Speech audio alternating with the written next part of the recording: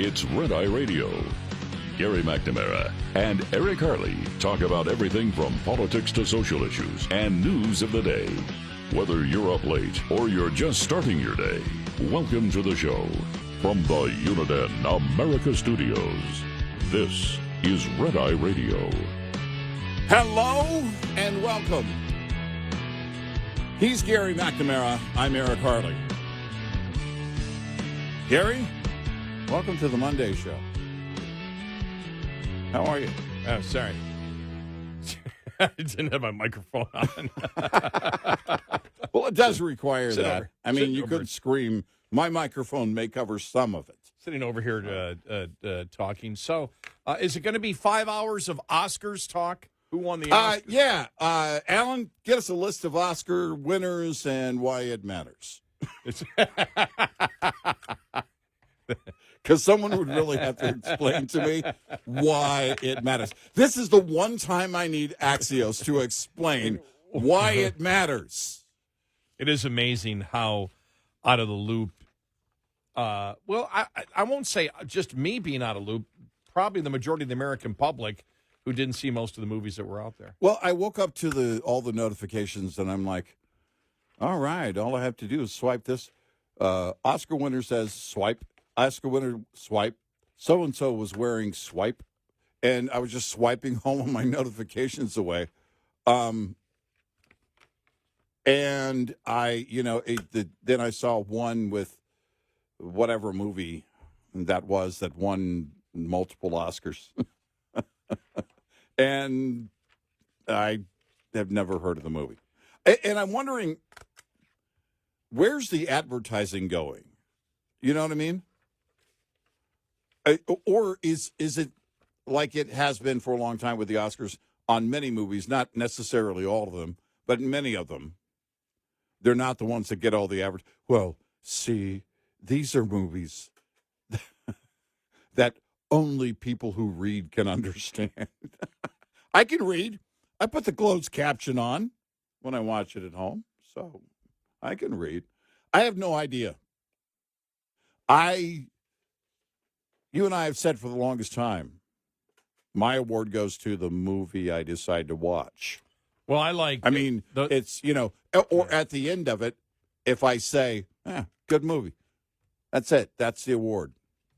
It's the only one that matters. Well, the one I laughed at, the one I saw that made me laugh was Conan O'Brien talking about the one movie about a prostitute that has a relationship with a Russian oligarch, and well, at least somebody's trying to stand up to a strong Russian or having a strong response. I'm like, come on. That's so weak. I mean, that's low-hanging fruit even for Conan. You know? Wow. Well, it's fascinating. By the way, just so people know, on NX, that me going and hitting the golf balls the other day and saying the adrenaline of the moment sent me was just an excuse so I could, if you see my golf swing on that X post, so I could post the whatever would be the animation, the artificial intelligence of the rocket taking off instead of my golf ball. Wait a minute. Whoa. That wasn't real smoke? Right. It wasn't real smoke. Right. Exactly. It's just... Damn it. I sent that to multiple friends saying, look at this. I smoked the ball, didn't I? He hit it so... My buddy hit it so hard. Now, I want to make clear that the direction of the rocket was the direction of my golf ball. It was following my golf ball. So yeah, because if I had been hitting that ball, it wouldn't have been anywhere close. Well, the funny thing is, I had planned to do it. It had nothing to do with the back and forth that we'll get to here in just a second. Right. You're just tying it in, making it topical, and having fun. Right. Exactly. It was, but the reason I did it was just to check out, make sure my meniscus is finally healed in my knee. My back really didn't get tight at all, and I'm trying to figure out whether my tendinitis in my ankle can handle another golf season, and so far it looks like it's all yes. But it was good. But that was really the first time in 6 months. But the first thing that I wanted to say because it's the one thing that's been in my head ever since Friday. Yeah. The Zelenskyy moment. Yeah, I don't care anymore whether there's decorum in the White House. No, I don't care. No. I'd rather have bluntness and both sides say exactly what they feel. I have got no problem. It happened with the British Prime Minister on freedom of speech. I'm fine with it. I have no problem with it whatsoever. I really could care less.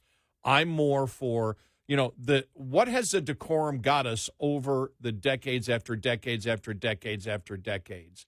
It's got us into a hell of a lot of problems. If people want to be blunt with this president and he wants to be blunt back and J.D. Vance wants to be blunt back with them, fine and dandy. I've got no problem. I've got no problem with it. I'd much rather have that. And to me, it does fit in.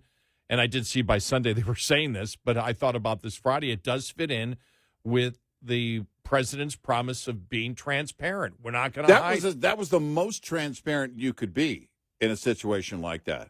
I mean, if you think about why Zelenskyy was there, J.D. Vance expressed, look, how dare you litigate this in front of the media? And then I thought, no, let's have it out right here and now. Yeah. Let's see how the sausage is made in situations like this. Keep the cameras rolling. I'm glad Trump didn't shut it down. Well, I mean, eventually he did, but I'm glad he let it go on. He even, you look at the liberal media response was, first of all, edit down the video. Right. And start where J.D. Vance started, and that's not how it went down, and then make it look like, or try and describe it as, and ask questions, well, did J.D. Vance and Trump set him up? No, I think it's just the opposite. I think Zelenskyy knew he had that moment, and he was in front of the media, and he wants the old guarantee. What he wants is he wants the United States to fight his war for him. That's what he wants. He wants a bunch of troops over there to fight Russia for him. And that's not going to happen. That's the guarantee. We want a guarantee. There are no guarantees. And it wasn't them pulling him in. He's the one that started that whole thing on that, on that line of diplomacy going after Vice President Vance. Well, it's funny because I did read that. Look, the president was dealing with an economic negotiation, not a war negotiation, but it was a war negotiation. The economic part of it, and we said this day one when Trump came out, with it and said, we want a deal done economically speaking. Mm-hmm. And the first thing you and I said was, ooh, that's a way to tell Russia we're now involved. We have skin in the game. Mm-hmm. This is, both you and I said, it's unusual. You don't hear something like this. It's normally done, but we live in a different world today. But what I look at this is, talking about, well, whether it was appropriate or not is so Friday. Yeah, I want to get to Sunday where where Starmer said, the English Prime Minister, where he said he's talked to both of them, and now Great Britain, France, the European Union wants to work on a peace deal. Not what he was saying 6 months ago or a year ago or 2 years ago, which was we want to defeat Russia and this war is going to go on. Exactly. He's saying the exact same thing that Trump is saying. And we're in this situation now, especially with social media. And it's fine. I've no problem with it because the truth eventually comes out. But we live in a day and age where there's absolutes. Mm-hmm. Absolutely, we stand with Ukraine. What does that mean? Right, yeah. Absolutely, it's Zelenskyy or nothing. Uh-huh. Okay, what does that mean?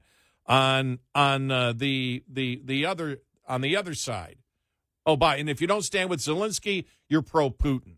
You know, this tired old thing that Trump is a puppet of Putin is ridiculous. If you know anything about Donald Trump and have viewed Donald Trump over the last 40 and 50 years, he doesn't want to lose a deal to anybody, and he doesn't kiss ass to anybody. Right. He just doesn't. That's not his personality. What I see, and we've talked about this before, is one of the things that he wishes to do. And this goes back. We just recently talked about the Jason Alexander podcast where he had Jeff Skunk Baxter in. And you're thinking, well, come on, you're going to use that? Yeah, because this guy's considered over the last, 30 years, 40 years, considered one of the best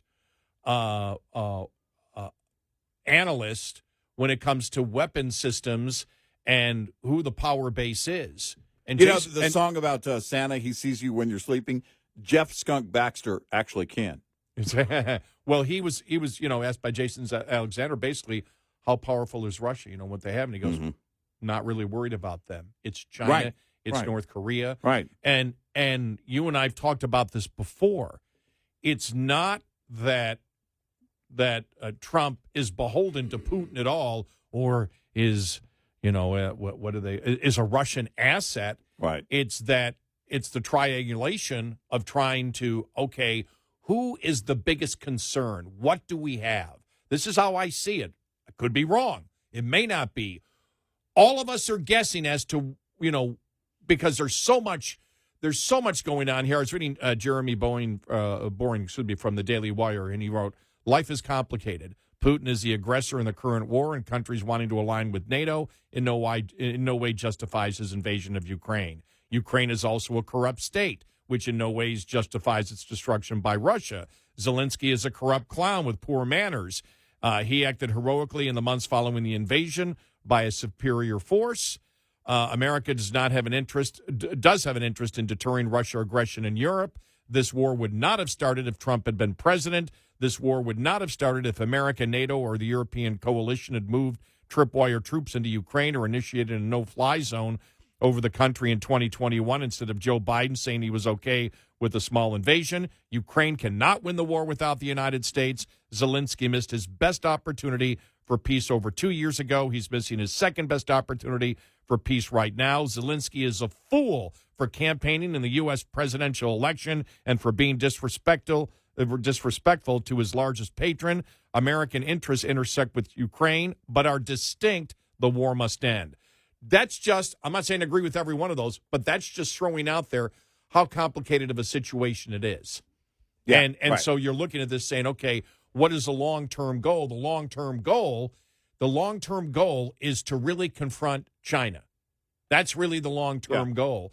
And the view, I would say, from the administration is that Russia is not the number one problem, that they have been weakened severely by this, that Putin probably wants a deal, but there's a lot of things we don't know. What's going on inside the Kremlin? How popular is Putin? Do they want this war to continue to go on? How much has it drained economic growth in Russia? And so we get into this thing where people just take an absolute side one way or another, and I can guarantee they haven't been paying attention to what the hell's been going on or paying attention to Trump. Because when you look at Trump on foreign policy, when you look at the Abraham Accords, when you look at that number one, that was the Abraham Accords. What he was able to pull off was a hell of a sophisticated deal over there. What he said with, what he did right now in the first 5 weeks with I almost said the Irish, with Israel is downright perfect. Yeah, I don't know what the final solution would have been here, but you had an implicit security guarantee by the United States, and this is what Trump wants. Trump wants Europe to be as concerned about it as we are in the United States, or even more concerned because it's your territory, and so you need to do it, and what you got from the British Prime Minister on Sunday was exactly that. Well, I thought to myself, where were you, months ago? Why did it take this? Because for them, I saw it as the British Prime Minister, kind of virtue signaling. see, we can do it without arguing. And I'm like, whatever. It doesn't matter. You're in the game. You're in the game now. You've got your head in the game. Where were you months ago? And this is exactly the way it should go down. The way things happened in front of, and Trump actually said it. I'm glad this is happening in front of everybody. I'm glad this is happening in front of the media. I had no problem with it. I really didn't have any adrenaline flowing in me from that. Oh no, that was just an excuse exactly to get the rocket to fly off when I hit my driver the other day on that X post that I had. Well, in my head, I was going, is somebody going to get actually slapped? I mean, literally slapped. Yeah. So, but it was, the thing is that. And by the way, thank you to our great audience recognizing that, of course, it happened on a Friday. Yeah. And we couldn't come in and do a live show Friday night. Well, but again, though, it's people believing that if they have the absolute one right answer in something like this, to me, it's almost virtue signaling. Then they can just sit back. If you can sit back, I had a guy who I've known for 40 years. If anybody supports the Republicans on anything after this weekend, unfriend me. Yeah. Wow. The thing I find interesting is the whole thing with Murphy, Senator Murphy, talking about the fact that Democrats were talking to Zelenskyy and telling him not to take the deal. Right. That's the most unbelievable stuff you could imagine. Because I thought to myself, after that all went down, Zelenskyy didn't want to sign. He wasn't there to sign. No, he was there. He was there to create a show in front of the media, because he knew it was going to happen. He knew they were going to have the media in the Oval Office, and he was there to make a show of it and try and force the hand of Donald Trump, President Trump, and Vice President Vance. Right. Now, that's a punk move. Now, leading up to it, I don't think it made much of a difference. But leading up to it, Trump backing off on the dictatorship, Trump backing off on be consistent. Be consistent all the time. Right. But I don't think that changed anything as to what I believe Trump's goals are. We'll continue. 866-90-RED-EYE. This report is brought to you by Shell Rotella. With advanced synthetic technology, is designed to help keep your rig running with more mileage and less maintenance. It's not always easy to spring back from the harsh days of winter to warmer months ahead. From de-icing chemicals to hidden debris underneath snow and ice, winter conditions can do serious damage to your truck. Here's a must-do maintenance check to help you minimize downtime and stay rolling. Have your batteries tested and inspect your electrical system for any exposed connections, wires, or butt connectors. Get any exposed components repaired immediately, as the acidic nature of highway de-icers will erode any exposed connections or wires in no time at all. Coming up, more with Gary McNamara and Eric Harley. It's Red Eye Radio.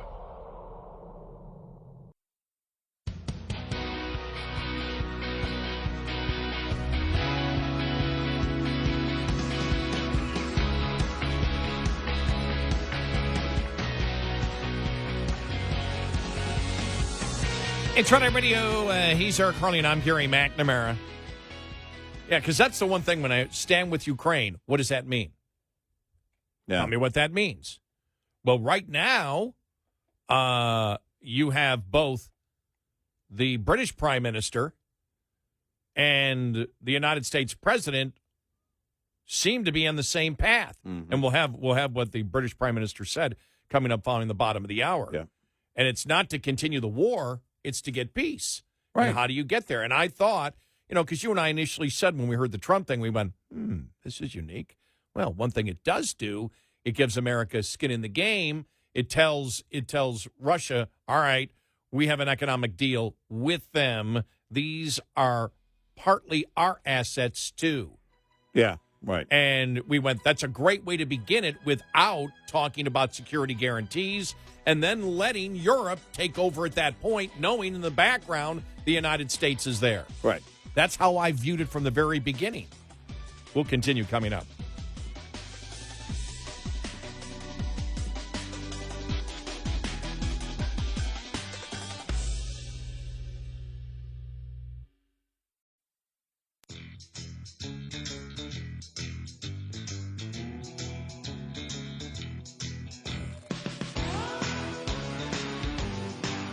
You're listening to Red Eye Radio from the Uniden America Studios. It's Red Eye Radio. He's Eric Harley, and I'm Gary McNamara. Welcome and good morning. Thanks so much for being here this morning. Getting back to what happened on Friday, I don't care whether he wears a suit. I don't care whether J.D. Vance went after him. I don't care that Zelenskyy, some people said acted disrespectful. What I got out of it was people talking bluntly to each other, which is what I want. It is and it does fit, and I know that, I almost said Kayleigh McEnany. Levitt, I know on Sunday brought the same thing up. This is all part of the transparency. That's what's important to me. Put it all out there for the people to see. Then everybody's got to explain themselves. And the surrogates were all on for Trump over the weekend, and all the Sunday morning news shows I thought did a great job. But even all of that doesn't matter. It's what are the results? What do you get out of everything that happened? Here is the British Prime Minister Starmer yesterday in an interview. All right, here we go. Okay. What did you say to President Trump? Because you say nobody wants to see that, but many people were appalled by what they saw, a war leader being berated by the man who's meant to be the leader of the free world. So what did you say to Donald nobody Trump? wants to see that. Clearly, there's a lot of tension. The cameras were on. Nobody wants to see that. But I spoke to President Trump. I spoke to President Zelenskyy. Obviously, we then had President Zelenskyy to Downing Street yesterday, and I spoke to President Macron after that, and then to President Trump. And the purpose, or my driving purpose, has been to bridge this, if you like, and get us back to the central focus. And as a result of the meeting yesterday, we had quite a long time with President Zelenskyy, then President Macron and President Trump on the phone. We've now agreed that the United Kingdom, along with France and possibly one or two others, will work with Ukraine on a plan to stop the fighting, and then we'll discuss that plan with the United States. So in those calls on Friday night, through the meeting yesterday, into the calls again last night, I think we've got a step in the right direction because, as I say, nobody wants to see what happened on Friday, but it's really important that we keep our central focus, which is lasting peace in Ukraine. Nobody wants. There you go. Yeah. I mean, when I saw that yesterday, I went, well, Trump is getting what it seems to be his goal in all of this is that, the United States has an interest in it, but the fact is we want the European leaders to take charge in this. We'll do this economic deal, which is implied security deal. Yeah. That, okay, we've got assets there now. Putin, we've got assets. We're doing business with them with stuff they have in geographical boundaries. And then you and I mentioned how Trump said part of the deal is that Russia has to give part of it back. See, everybody lives in the damn bubble of the moment, the bubble of the moment, and doesn't look back to what had happened the last couple of days. It may be a double bubble, actually. Double bubble.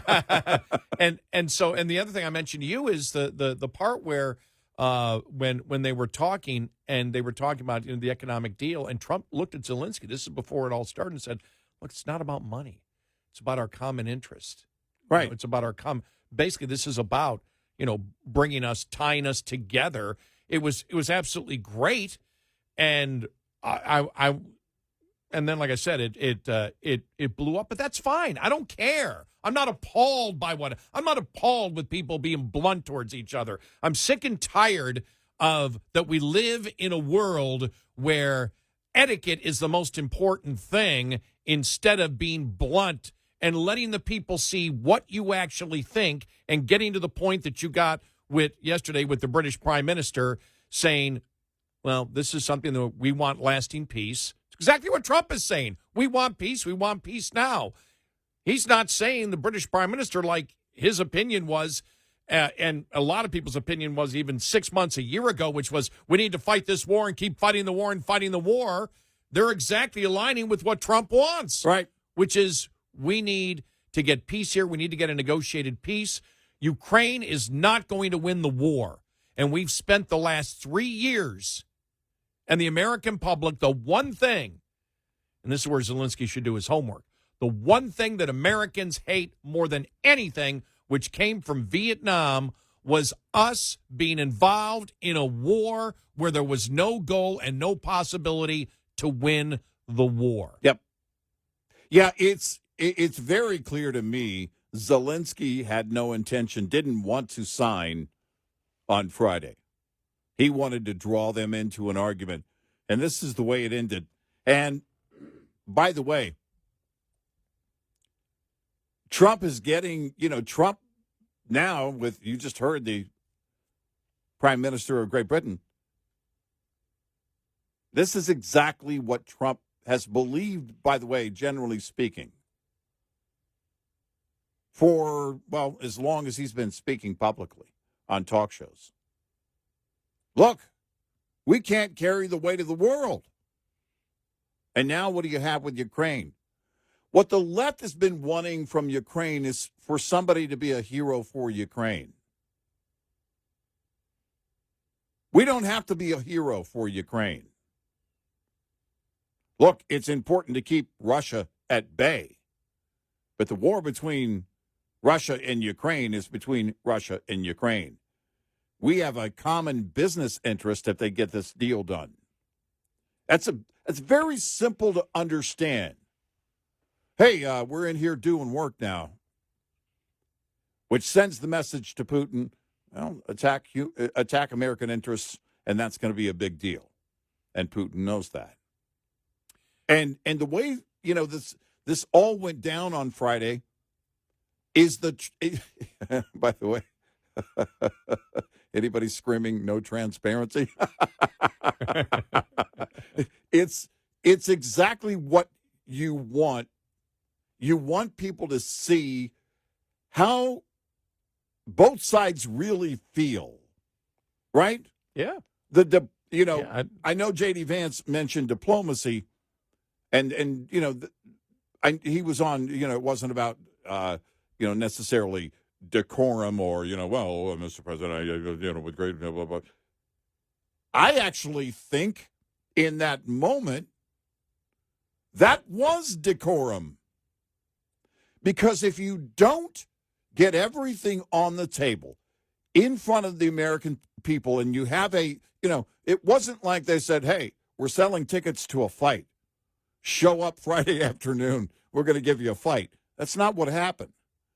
But if things are going down like that, they owe it to the American people, to the world, to show how these things are done. Exactly what President Trump said. I'm glad this is happening in front of the media. So you can see how something like this goes. We go back to John Boehner.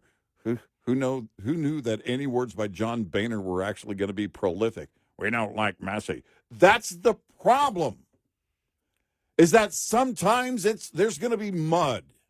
Yeah, that's fine. And it's fine. It's fine. We're all adults here. Well, nobody took a swing. Yeah. I'm sick of the fake decorum argument. Right. We need decorum. No, we don't. No. Again, that's my definition of decorum is them setting him straight. I mean, I know what they mean. It's technically not decorum, but I was telling my son and I were having our own little talk show on Saturday afternoon about it in the living room.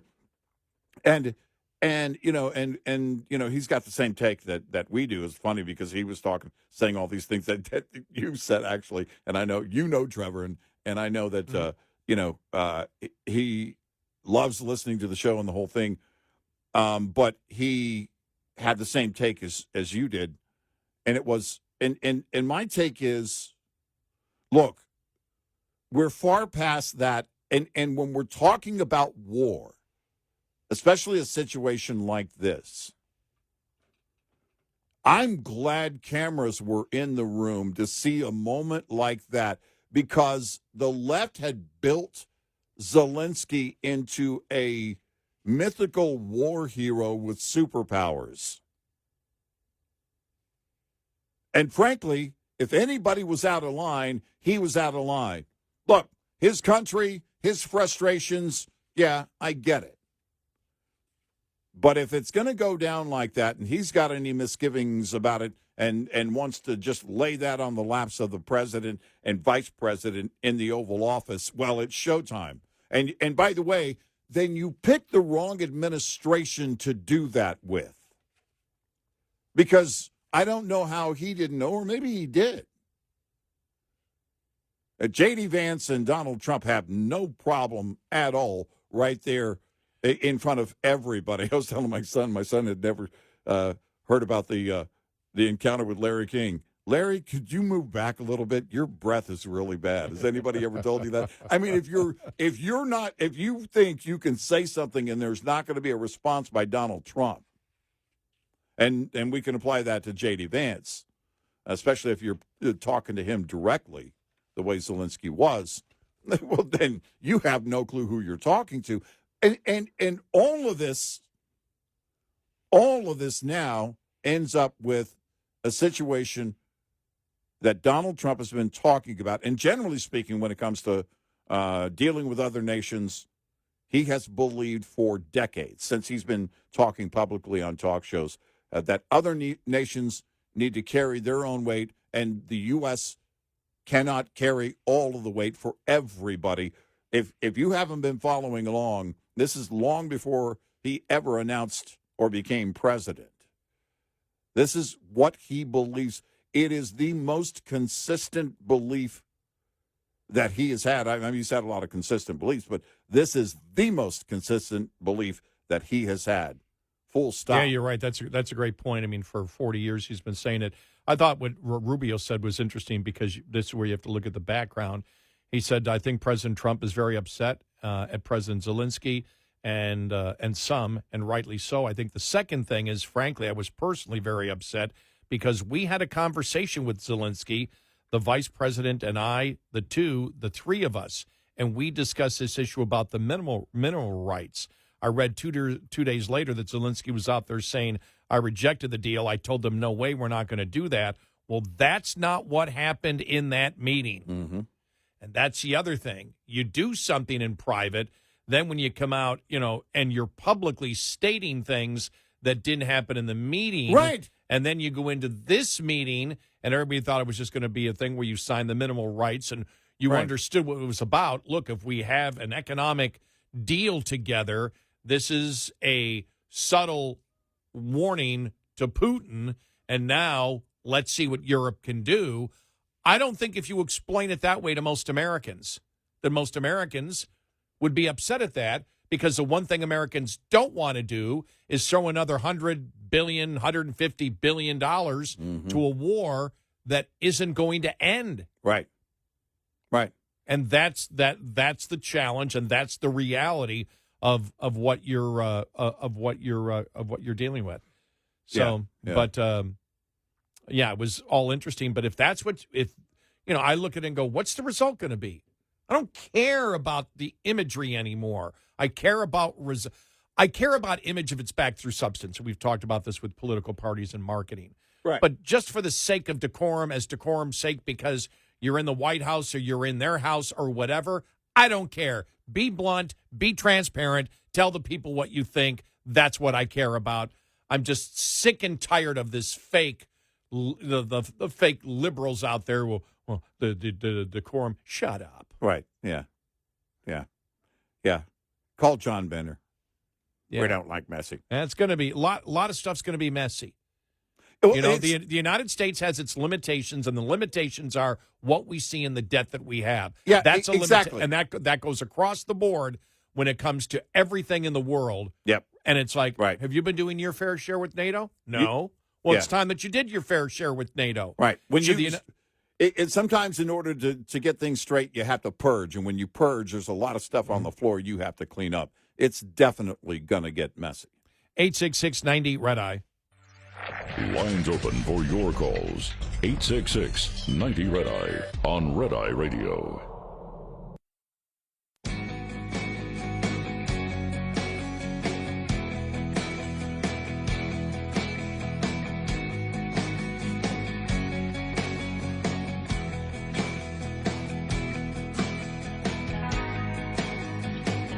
It's Red Eye Radio. He's Eric Harley, and I'm Gary McNamara. Coming up following the top of the hour, we'll let you hear what at least one person in the European media has to say, talking about Trump, where he agrees with Trump. But I think, as you saw from the British Prime Minister, so does the British Prime Minister. Yeah. They know, Europe knows that if the United States says no, you guys take care of it. They know their people are not going to be for funding a war that just continues with no winner. Right. They know it. Yeah, there's going to have to be some ground rules set. It's going to have to be a very strict set of conditions if you're getting in. And when I saw Trump last week, because we live in this bubble where people don't pay attention. Right. Oh, Trump said that there. Well, yeah, but what did he say before? And when he said, this economic deal, is about mineral rights and that Russia needs to give back some territory. Yeah. We'll get to that coming up. Top of the Hour News is brought to you by House Products. Visit houseproducts.com. This is Red Eye Radio on Westwood One.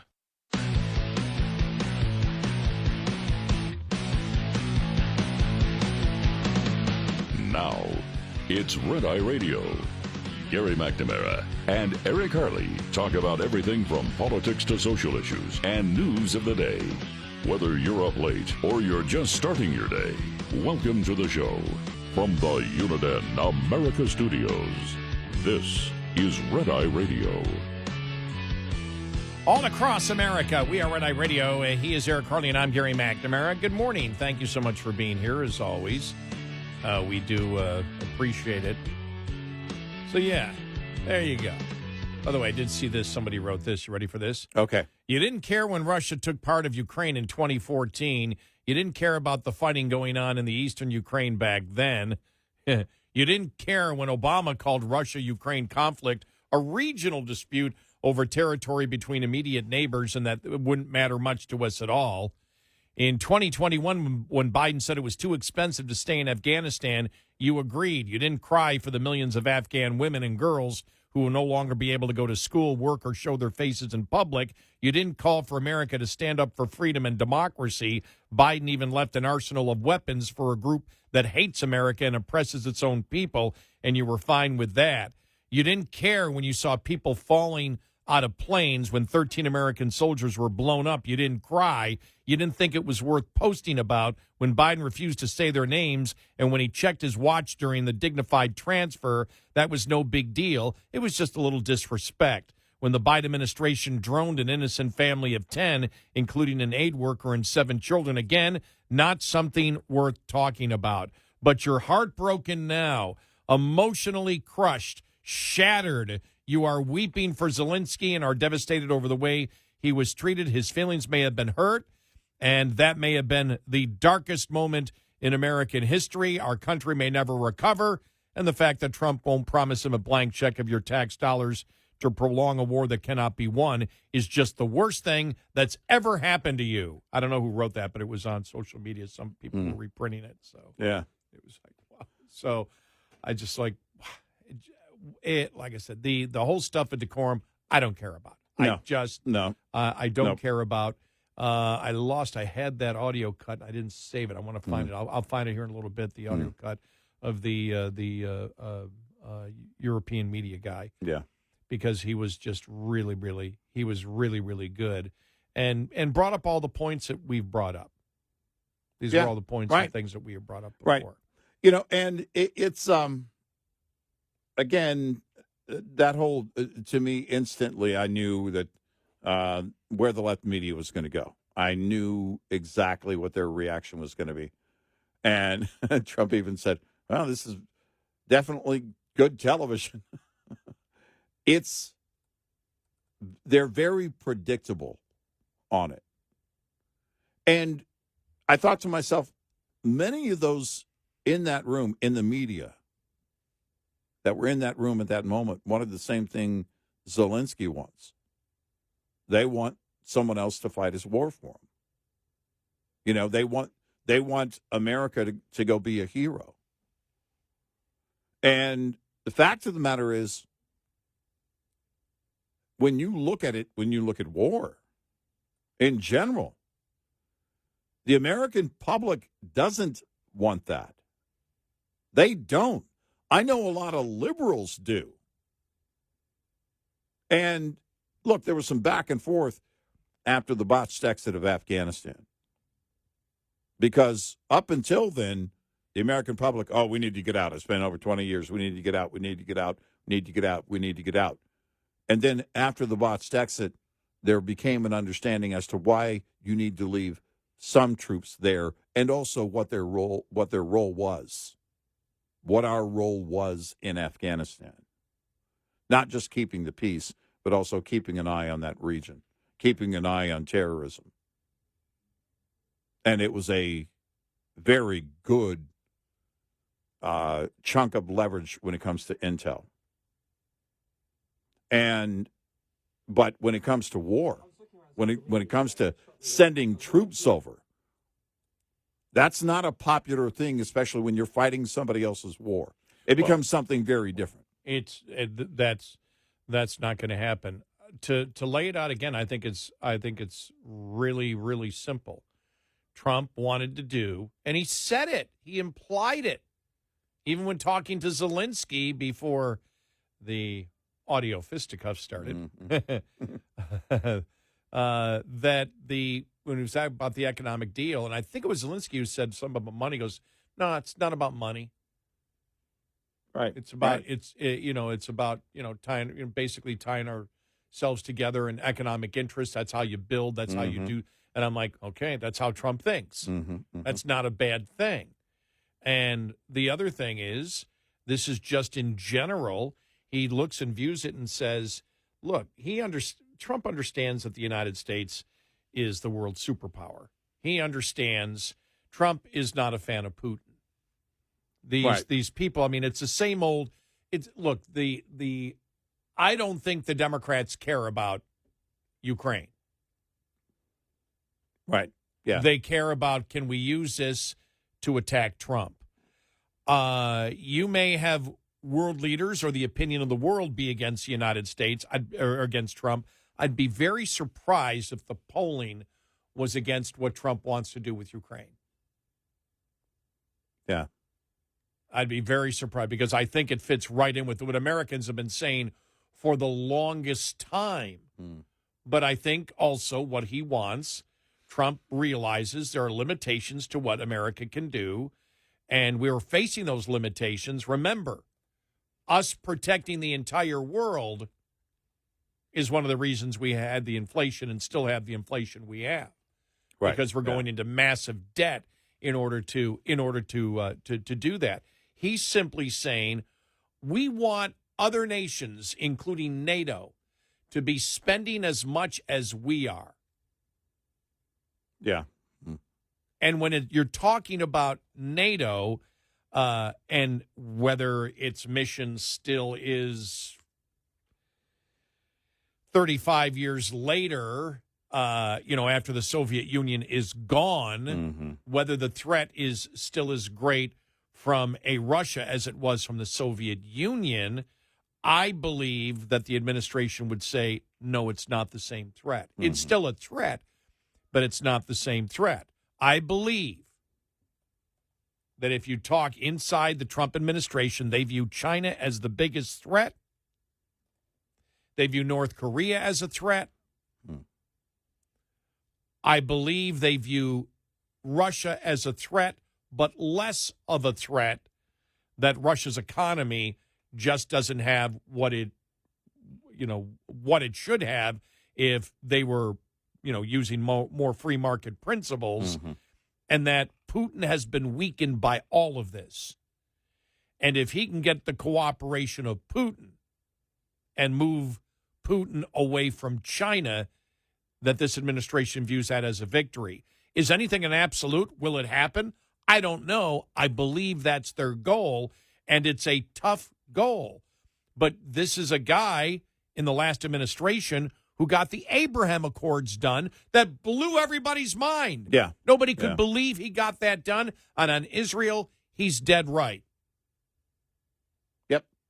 And on this one, he's saying it's not an empty hole where we're going to keep this going just to have a war at status quo. get a ceasefire, let's negotiate it. Right. Start the ceasefire, get it, and then we start negotiating. It could take 5 years to negotiate it, Right. but people aren't fighting at that point. Right. And he made it clear last week. He wants Russia to give back some land, part of it based on the fact that we're sharing in the mineral rights profits. And I'm like, whoa, that's great, because it's an economic thing, not a political thing. Right. We've got skin in the game. Yep. Is it taking a chance? Everything is taking a chance when you're talking about negotiations with, again, two imperfect societies. Yeah. With everybody having a different goal. And the United States having a different goal than Russia and Ukraine, and Europe having a different goal than Russia and Ukraine, and the United States having different goals than the European Union and Great Britain and France or whatever. It's not just, I stand with Ukraine, that's it, let me go back, give me a doobie. Let's do a bong. I don't care what John Kennedy says. Put down the bomb. I stand with Ukraine, which means what? I stand with Ukraine, which means what? I stand with Ukraine. You can't even answer the damn question. What does that entail and what does that mean? Right. Doesn't matter. I got to put my flag on. I'm virtue signaling. I'm better than you. I'm more moral than you. Well, it's the dry erase board protest. You know, what's the cause? I don't know, but right now I stand with Ukraine until something else comes along. Then I stand with that. Yeah, it's just ridiculous. And that's not a cause. That's virtue signaling, and I don't know what virtue you're trying to signal. But I love the fact that this played out.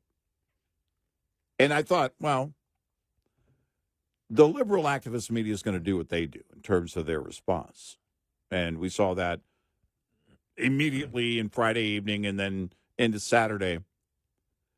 But I also noticed that it was a very different overall response,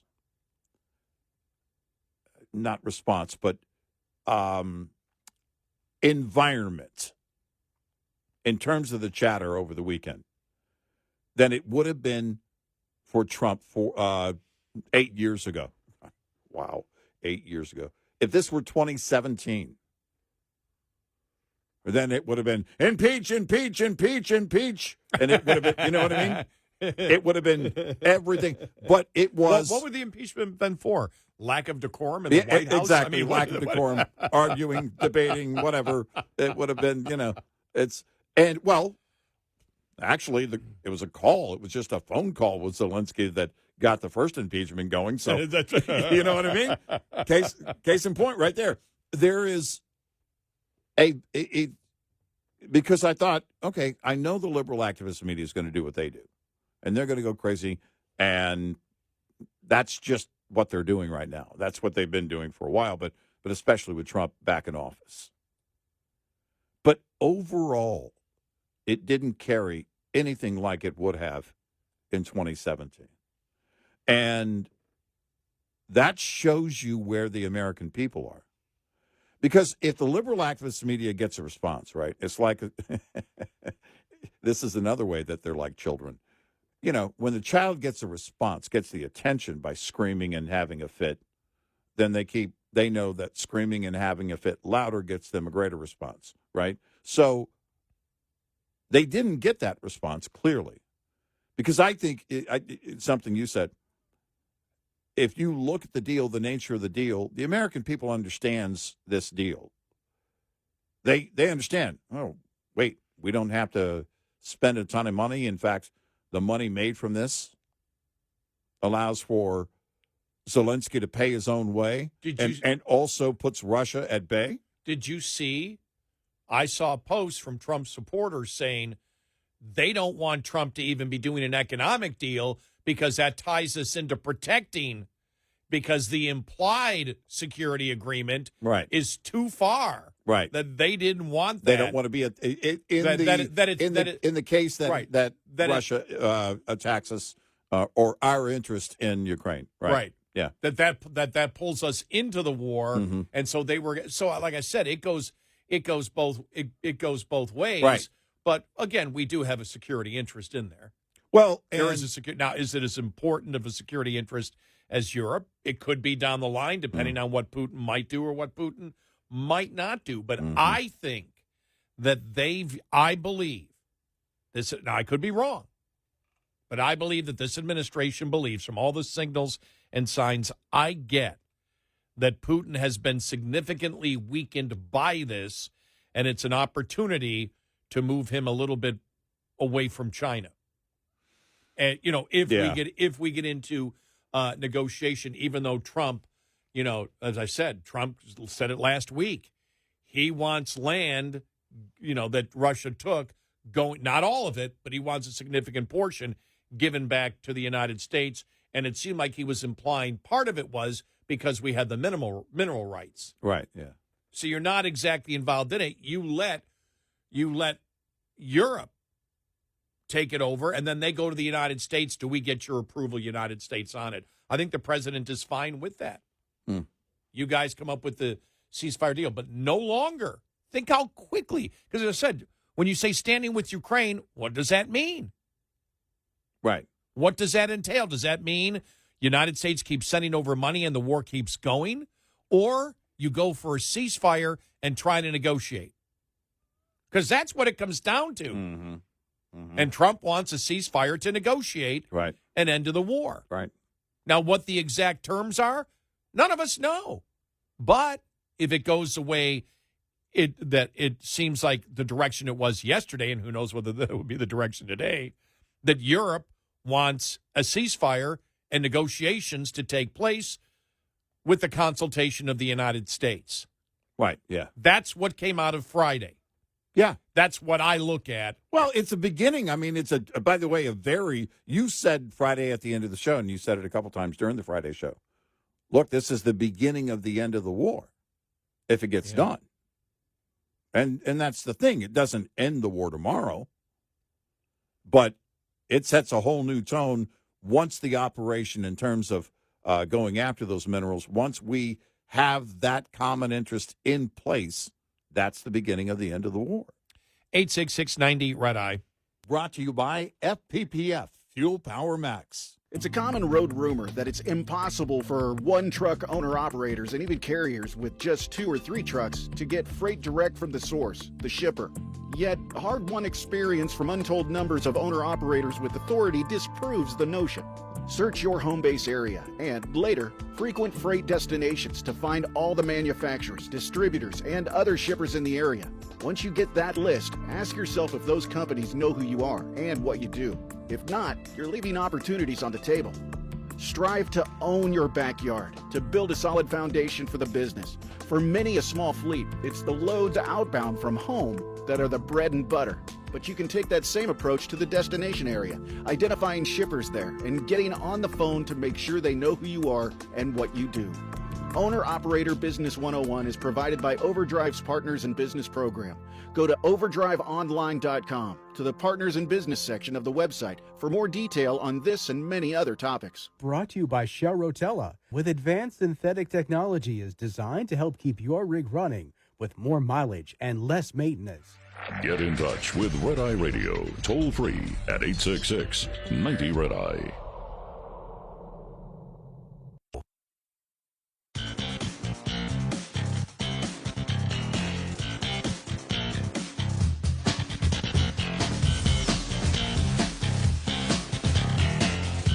It's Red Eye Radio. He's Eric Harley, and I'm Gary McNamara. Welcome and good morning. Coming up following the bottom of the hour, we'll have that audio from the media personality in Great Britain who said, no, Trump's right.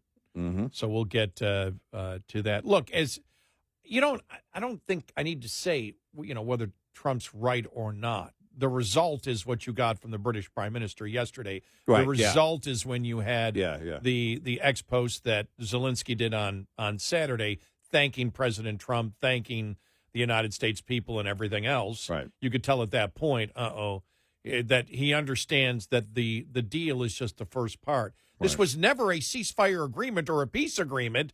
It was simply, again, what I view as an economic agreement that ties us closer together, that sends a message to, I almost said the Soviet Union, to Russia, which is exactly what you want. But at the same time, it's Europe that's going to make the deal with the consultation of the United States.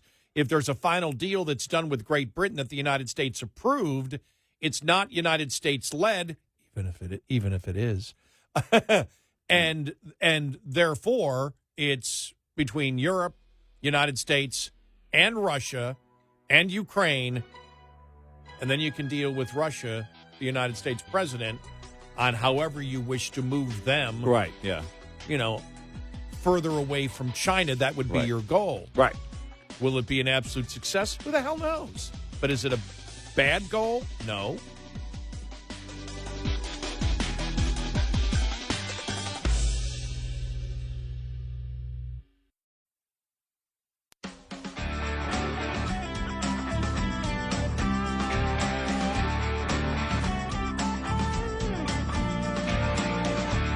Catch all 5 hours of the show live every night on the Red Eye Radio app. Available in the App Store. Red Eye Radio. And he's Eric Harley, and I'm Gary McNamara. Welcome and good morning. Thank you for being here. Let's play this audio cut. It's from Matthew Goodwin, who works for Great Britain Media. And there was a panel discussion, of course, going on in Great Britain because they're concerned about it, because it looks like they may be taking the lead on it, which is fine with me.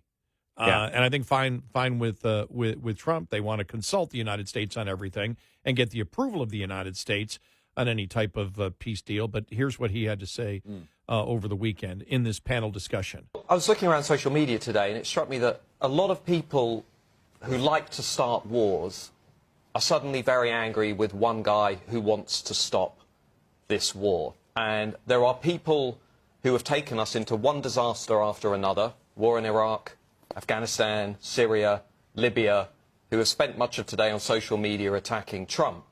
What we're seeing, I think, is a reset of geopolitics, a reset. We're seeing the breakdown of what you might call the international liberal world order, which saw 20, 30 years of one foreign policy disaster after another. And Trump, I was at the inauguration in America, and people around the president are basically saying, they've had enough of that constant interventionism. They've had enough of Europe, by the way, again, maybe a controversial point, but Europe not paying its way on defence. And they've looked to Germany, they've looked to France, they've looked to Italy, they've looked to the UK, and they said, what are you guys doing? Take Germany as an example. Germany under the Greens, absolutely bonkers, becoming more dependent upon Russia because of its ridiculous energy policy, becoming more dependent upon China, and then turning around and criticising Donald Trump when he says we've got to end this war. I mean, I'm sorry, it doesn't make sense anymore. There are two things that need to happen. One is, Ukraine obviously needs to be involved in the negotiated settlement, that's obvious, but the second key point is this now has to be a line in the sand. After this negotiated settlement, Europe is going to have to pay to defend itself. We cannot just rely on America, because understandably they're saying, look, we've got China, we've got our problems on the border, we've got to revitalise our economy. So I think for everybody who sat there criticising Donald Trump, I do think we need to look at ourselves in the mirror and think, actually, are we getting this right here in Europe? I mean, is that not almost perfect? No, I mean, zero fat in what he just said. Yeah. This is also another thing that I like about the, we've talked, you mentioned, the decorum. Please, we're far beyond scorched earth. But even without, the scorched earth thing, being introduced into it in the back and forth of this side, that side, what do you have to do to actually get things done? If you think about it, in the history of the world, there are moments that we remember from world leaders, and other moments, that just most moments we don't. In getting things done, as you just heard here, the years and years and years of this other approach. Well, Donald Trump being blunt here in the States has brought about, I think, a new political will in the GOP, but in others, but also in people who comment on what's going on in the news outside of, conservative talk radio or maybe conservative news on TV. It's even beyond that. What you just heard here is somebody who's being straight to the point, and that's something when you're talking about the world of blunt, we need to always be right out there and honest. Let's not hold back anymore. Let's not beat around the bush and pretend it's something when it's not. Let's not gloss over it for the sake of the cameras. There's work that has to be done. There are very real things that have to be done if you want to stop a war without going to war. By the way, it is one of the most delicate procedures here. Think about that. Stopping a war without going to war. Well, and you might be able to make the argument you wish to stop a war that neither side wants to stop. Right. That point was made yesterday. No, that's exactly. That point was made yesterday. You're trying to stop a war that neither side wants to stop, where you can't see an end to it. And we know this, whether it was Biden, whether it was Europe, making sure that Ukraine was armed enough to defend itself, but not armed enough in order to really make huge advances so you didn't tick off the Russians and didn't tick off Putin. Right. I mean, it's like... Well, no, that's a great point. I mean, that's almost insanity when you think about it, because that when you say, that's why I bring up the point, I stand with Ukraine, which means what? Which means what? What does that mean? What does that mean? Yeah. Because you're right. That's a really great point on both sides. Neither side really wants to stop. We know Putin doesn't want to stop. And Zelenskyy, I think Zelensky's career as a war hero, he's thought of by the left, is something that he believes is lifting and technically it did lift his profile globally. Nobody would be talking about Zelenskyy without this war going into place. And if it's going on, and he knows the liberals will sit there and feed him over and over and over and over again, and also give him the adoration and put him on the pedestal. For why? Why? The question is, does he actually want to stop the war? And that crossed my mind over the weekend. He didn't. In my heart of hearts, I don't believe for a moment he had any intention on signing anything on Friday. He wanted to hit the button on that thing and have it go the way it went on Friday. Well, what I wonder is, what actually did. I didn't see any Democrat deny, because the accusation came from the administration and conservative media that Senator Murphy knew that he had talked to Democrats, and Democrats had told him, is what the story is, not to sign it. Right. Well, and I didn't see any Democrat deny any of those allegations. And that's interesting, because I was thinking this. I was having a discussion about it with a friend on Friday afternoon.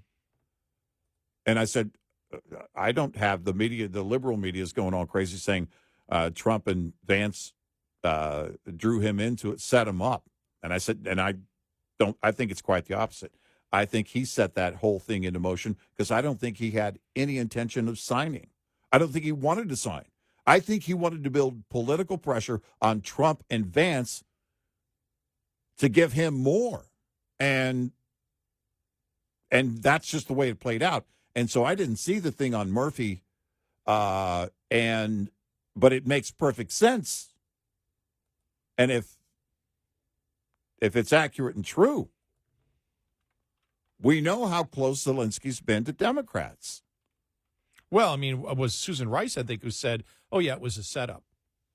Saying Zelenskyy went in there. I mean, that's right. No, and I think it was. I believe it was. And there it is. Zelenskyy met with Dems before he met President Trump. Yeah. See, again, it was a spoiled situation to begin with.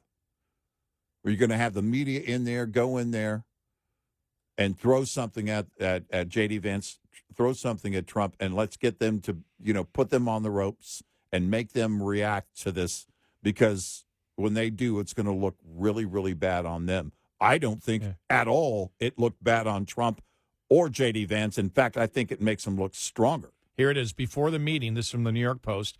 Before meeting Trump, Zelenskyy met with anti-Trump Democrats who advised him to reject the terms of the mineral deal the president was offering, according to Senator Chris Murphy. Quote, just finished a meeting with President Zelenskyy here in Washington. He confirmed that the Ukrainian people will not support a fake peace agreement where Putin gets everything he wants and there are no security arrangements for Ukraine. Murphy's office posted. He attached a picture of Zelenskyy at the conference table when Murphy seated on the opposite side. 40 minutes later, Zelenskyy arrived at the White House, where Trump met his car, smiled and shook his hand and walked him in to the Oval Office.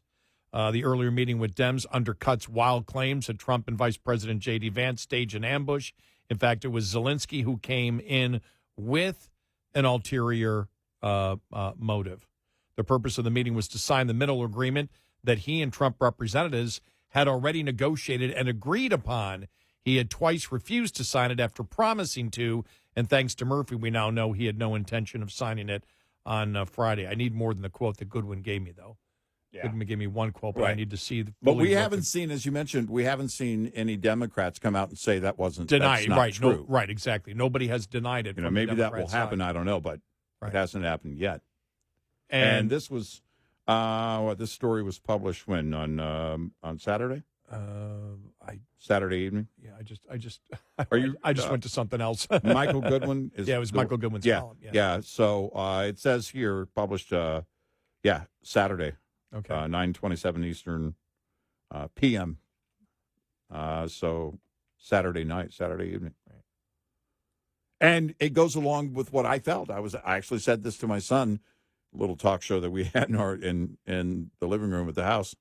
And I said, I think Zelenskyy drew him in. I think he set them up. And I don't believe for a minute he had any intention on signing.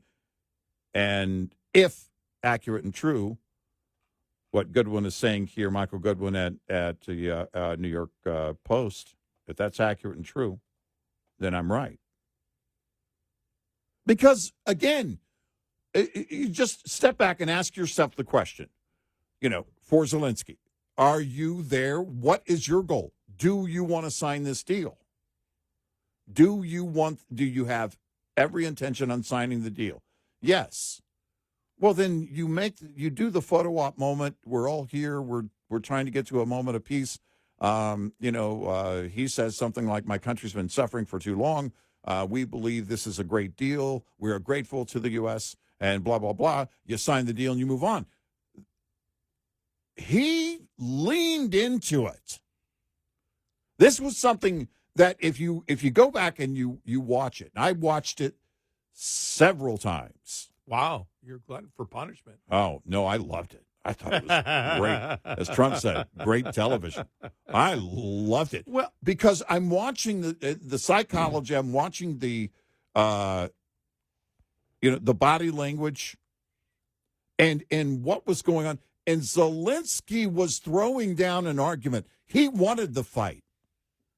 I think J.D. Vance, forget about decorum, I think J.D. Vance was actually being as cordial as you could be in a setting like that.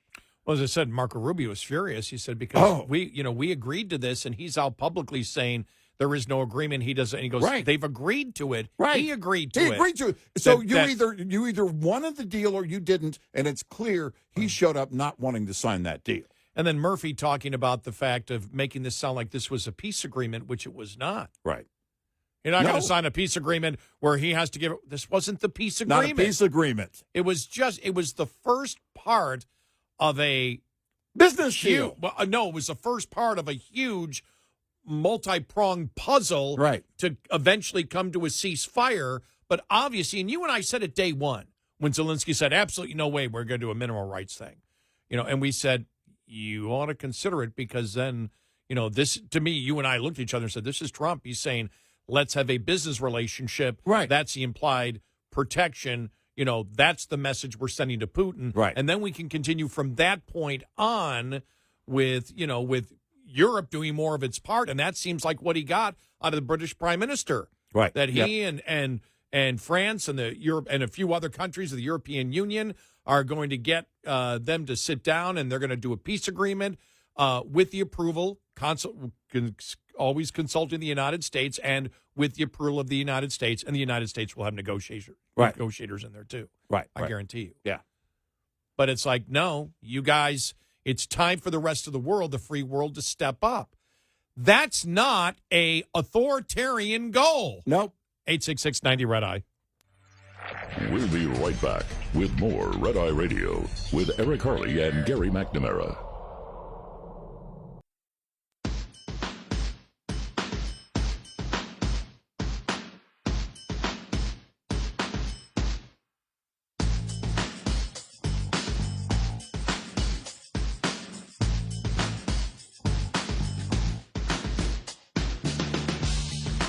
It's Red Eye Radio. He's Eric Harley, and I'm Gary McNamara. Must have killed CBS to do that study that shows that illegal immigration out the southern border, lowest in at least 25 years.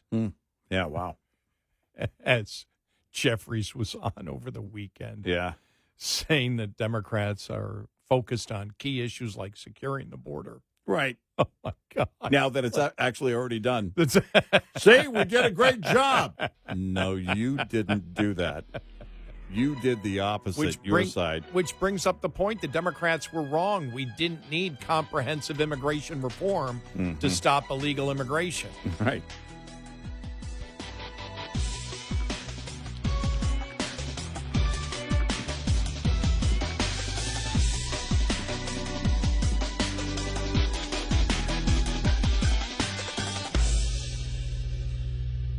This is Red Eye Radio on Westwood One.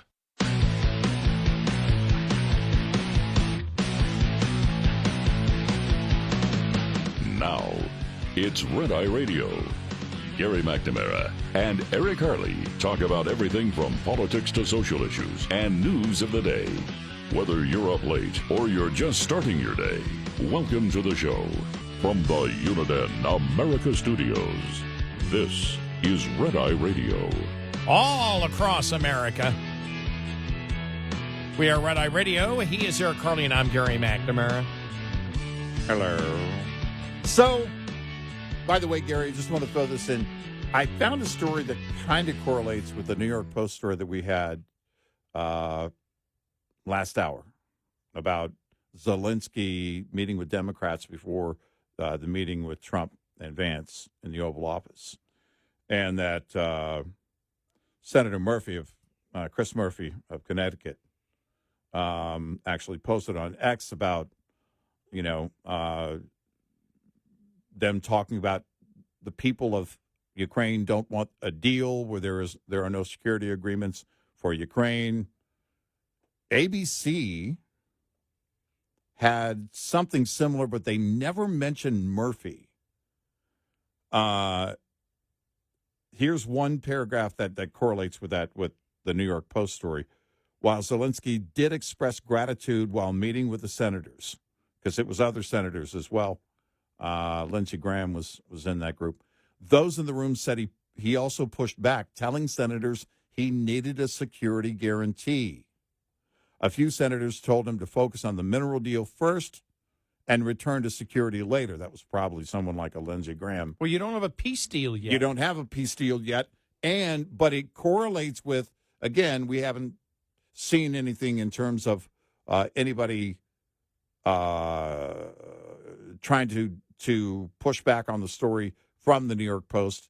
But the ABC News story correlates it. They didn't mention Senator Murphy in their story at ABC News. But Murphy was in the picture. Was Murphy there was a is picture, there a picture at ABC News?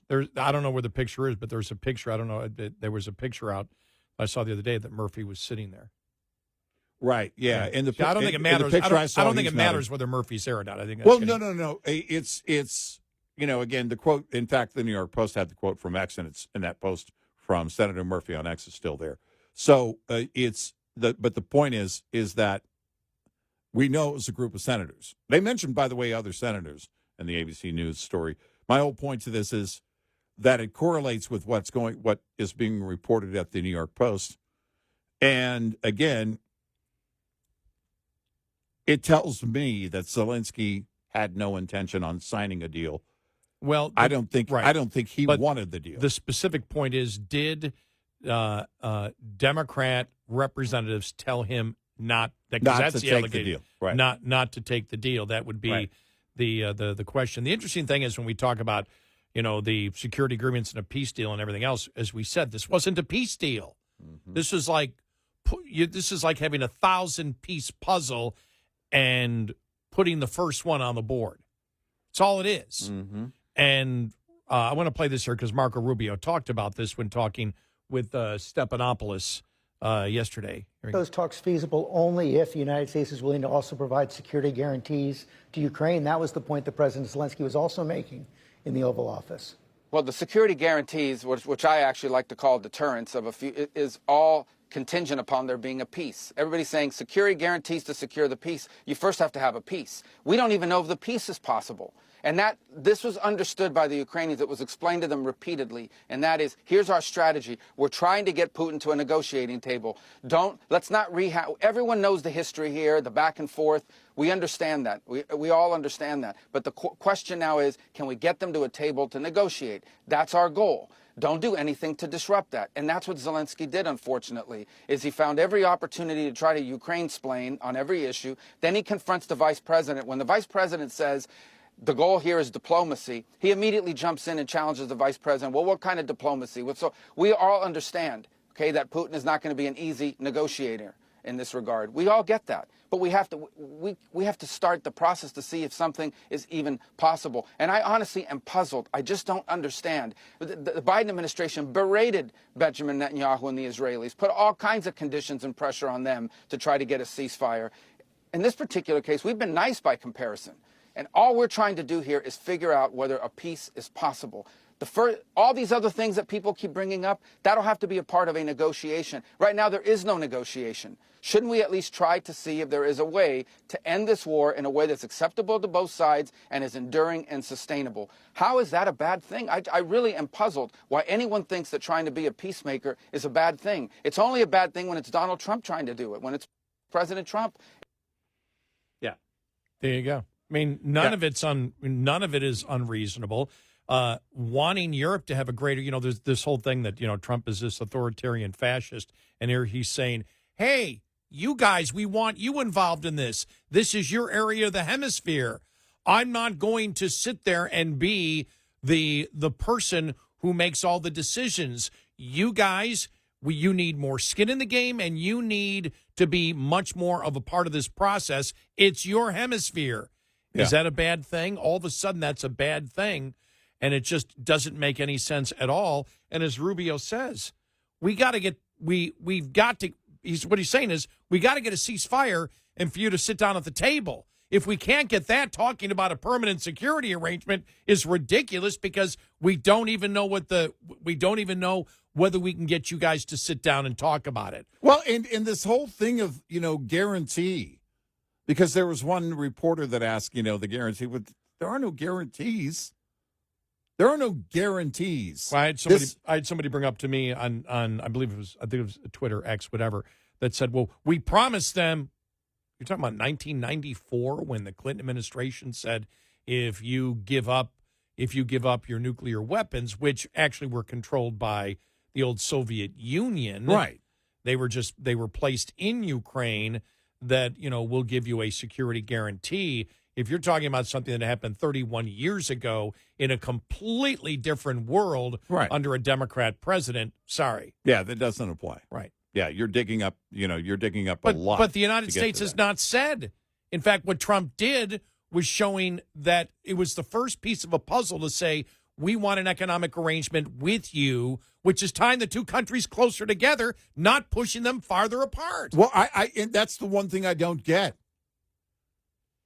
Why is it? Because, the whole thing was the key back and forth started with the word diplomacy by Vice President Vance. And that's where Zelenskyy pushed back. Oh, diplomacy. How do you think this works? Honestly, I believe Zelenskyy wants either A, not to end the war, or B, in order to end it, let him go be the TV hero somewhere else while everybody else does his fighting for him. It's one or the other with him. But, he has said in the past that Americans are going to have to come there and fight and Well, die. no, that's what he wants. Remember that he said that in the past. Well, because what would guarantee mean? Well, if you're talking the U.S., guarantee would mean thousands and thousands and thousands of troops and massive amounts of weaponry. That's not going to happen according to the political will of the American people, and certainly this president. When you get into the specifics, and this is why it's so good for the president to have good surrogates, and Marco Rubio was right on point, by the way. He was. Right, as Secretary of the State. Yep. He was really, because you sit there and you say, how do I argue with him? I like the Ukraine-splaining thing. Yeah, but yeah. But how do you argue that point? You can't. We want to get a ceasefire to have them sit down to see if we can get a peace. Maybe we can't get one. But let's move in that direction. But let's move in that direction now that when you look at it, you're like, okay, it's sort of a stalemate. What do we do here? Let's see if we can get something done. Mm-hmm. And at the same time, have an economic agreement with Ukraine that pulls us closer together and sends a subtle message to Putin. Yeah. I don't see that. Is that weakness? Is that kowtowing to Putin? Not at all. No. And so, like I said, it was the typical, we've been here, done this before, the first reaction from Democrats, see, he's in cahoots with Putin. And even though I think the Wall Street Journal has it completely wrong. Normally I'm in agreement with them on most of where they stand on most of the issues. This one, way off. Yeah. On this one. Right.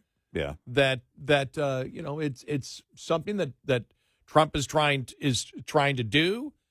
And this is multifaceted. There's 1,000 different things going on that have to be negotiated between the two. But you start with the ceasefire. You start with a ceasefire. You start with bringing us closer together with Ukraine and an economic deal that benefits both sides, which sends a message to Putin, a very subtle message, but it still sends a message. Maybe it sends me even more than a subtle message. Because you and I said that from day one. Yeah. We've been, well, that's ridiculous. We go, maybe it's not ridiculous. Right. Because it ties the two countries together economically, and that's what you want to do. You want to, that was an olive branch in a way, saying, let's have an economic deal together. Let's work to develop your resources. It helps us. It helps you. And Putin knows that America wants the lithium that they can buy from Ukraine. Right. Yep. And the other minerals, precious metals, that they know that we want that. And so that ties us closer to Ukraine. Yeah. Putin doesn't want that. Well, and there is also an incentive in the same arena for Putin because his economy starts to become whole again. If there is an agreement to be made, then it would include lifting sanctions on Russia eventually. I don't know when that would be, but that's what Putin would want, which means you make Russia great again. You restore he gets to restore the economy, and while it may not be everything Putin wants, well, you're going to be less incentivized to attack American interests in Ukraine. That's the entire. By the way, and this is just the beginning. This doesn't guarantee anything. There are no absolutes. That's what everybody was doing. Over the weekend, it really just seemed like on Friday, everybody had to go all the way to the absolutes. This is one step in the right direction. It's not a step in the wrong direction. It's not a lateral move by any stretch. And the other thing, too, maybe we come up with a new name. What was I thinking a minute ago when you talked about the Wall Street Journal? Everybody wants to be cocktail diplomats instead of cocktail socialists, where they stand around. Well, if you properly, and we're going to diplomatically and include true diplomacy and what this could mean, and then in that read. Stop. Let's quit reading into and projecting on to this whole thing things that haven't happened yet. A signing would mean, all right, let's go after some minerals. The U.S. now has interest in Ukraine directly. It also is a funding mechanism and helps Ukraine pay their own way. Something, again, that has been part of the belief of Donald Trump for decades and decades. He's been talking about this forever, long before he became president. Plus the profits that go to Ukraine to help build their military. Yeah, exactly. Outside of what the United States would benefit. Right. This is direct benefits to the Ukrainian people. Right. And so this helps them stand on their own 2 feet again, something he's believed in for ages. His most consistent belief, they should pay their way. And everybody, the U.S. shouldn't be carrying everybody. And it moves that into motion. That's it. Don't read into it. Put your crystal ball down. And you start the project. You put the agreement in place and you start the projects. And on mineral rights right now, everybody gets it. Everybody knows. Because with lithium, I mean, that's the right now, that's it. That's the gold rush of 2025. Well, has been for a while now, but that's what everybody's trying to secure. Lithium is one of those you want to go after. You want to get as much as you can. You want to, because it's going to be around for a long time. It's going to be viable for a very, very, very long time. This is a viable plan that has one step. One step. That's it. Quit trying to run up the stairs and project out onto every single platform over the weekend. It was just everybody wanted to armchair this whole thing. The reactionary absolutes that this was the be-all, end-all on Friday. Right. Which is just asinine. Right. Like, again, like they were saying peace deal. This isn't a peace deal. This is not a peace deal. Oh. This is a mineral agreement that everybody hopes will one day lead to an end to the war. 866-90 Red Eye. Coming up, more with Gary McNamara and Eric Harley. It's Red Eye Radio.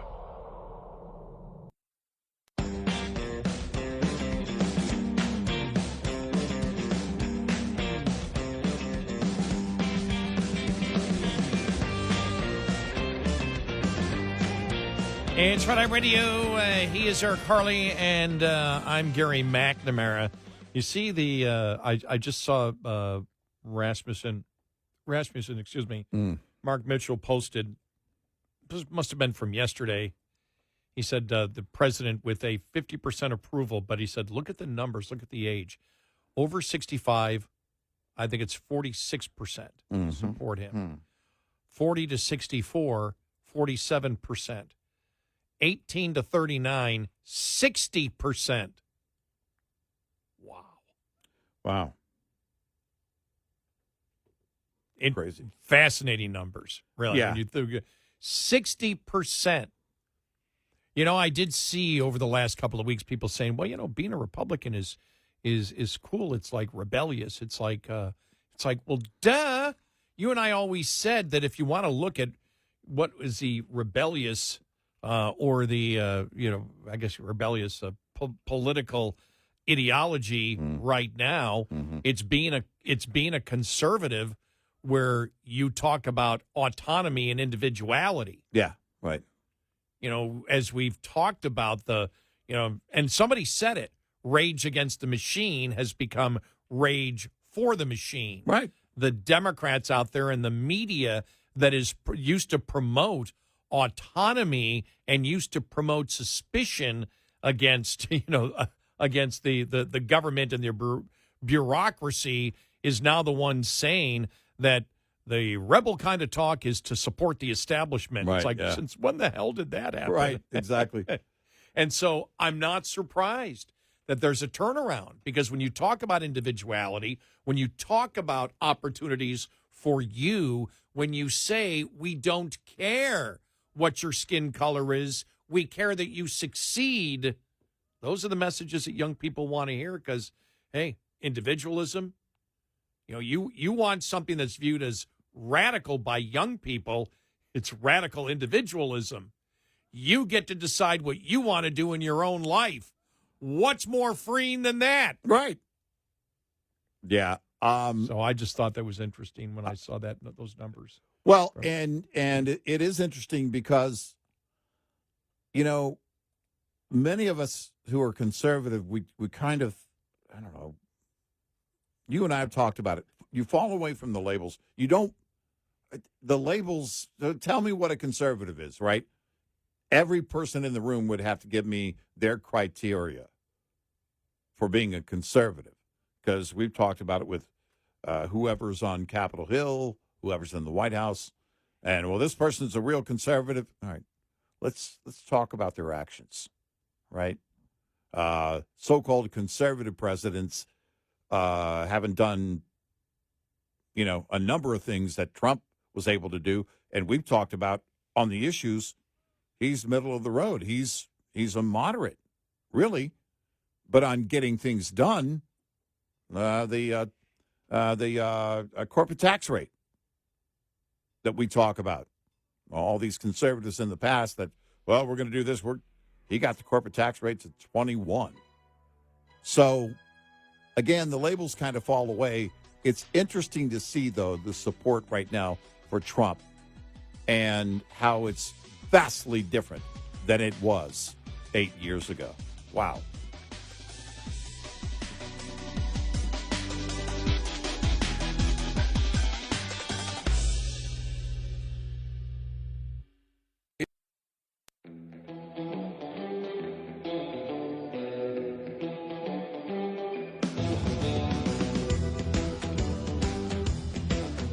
Catch all 5 hours of the show live every night on the Red Eye Radio app, available in the App Store. Red Eye Radio.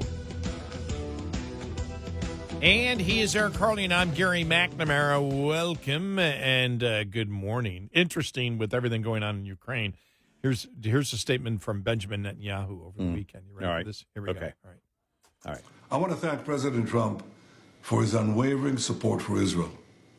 During my recent visit to Washington, I said that Donald Trump is the greatest friend that Israel has ever had in the White House. And President Trump shows that friendship each and every day. He has shown it through his visionary plan for Gaza. This is a plan which Israel fully supports. He's shown it by sending us all the munitions that were being held up. This way, he's giving Israel the tools we need to finish the job against Iran's terror axis.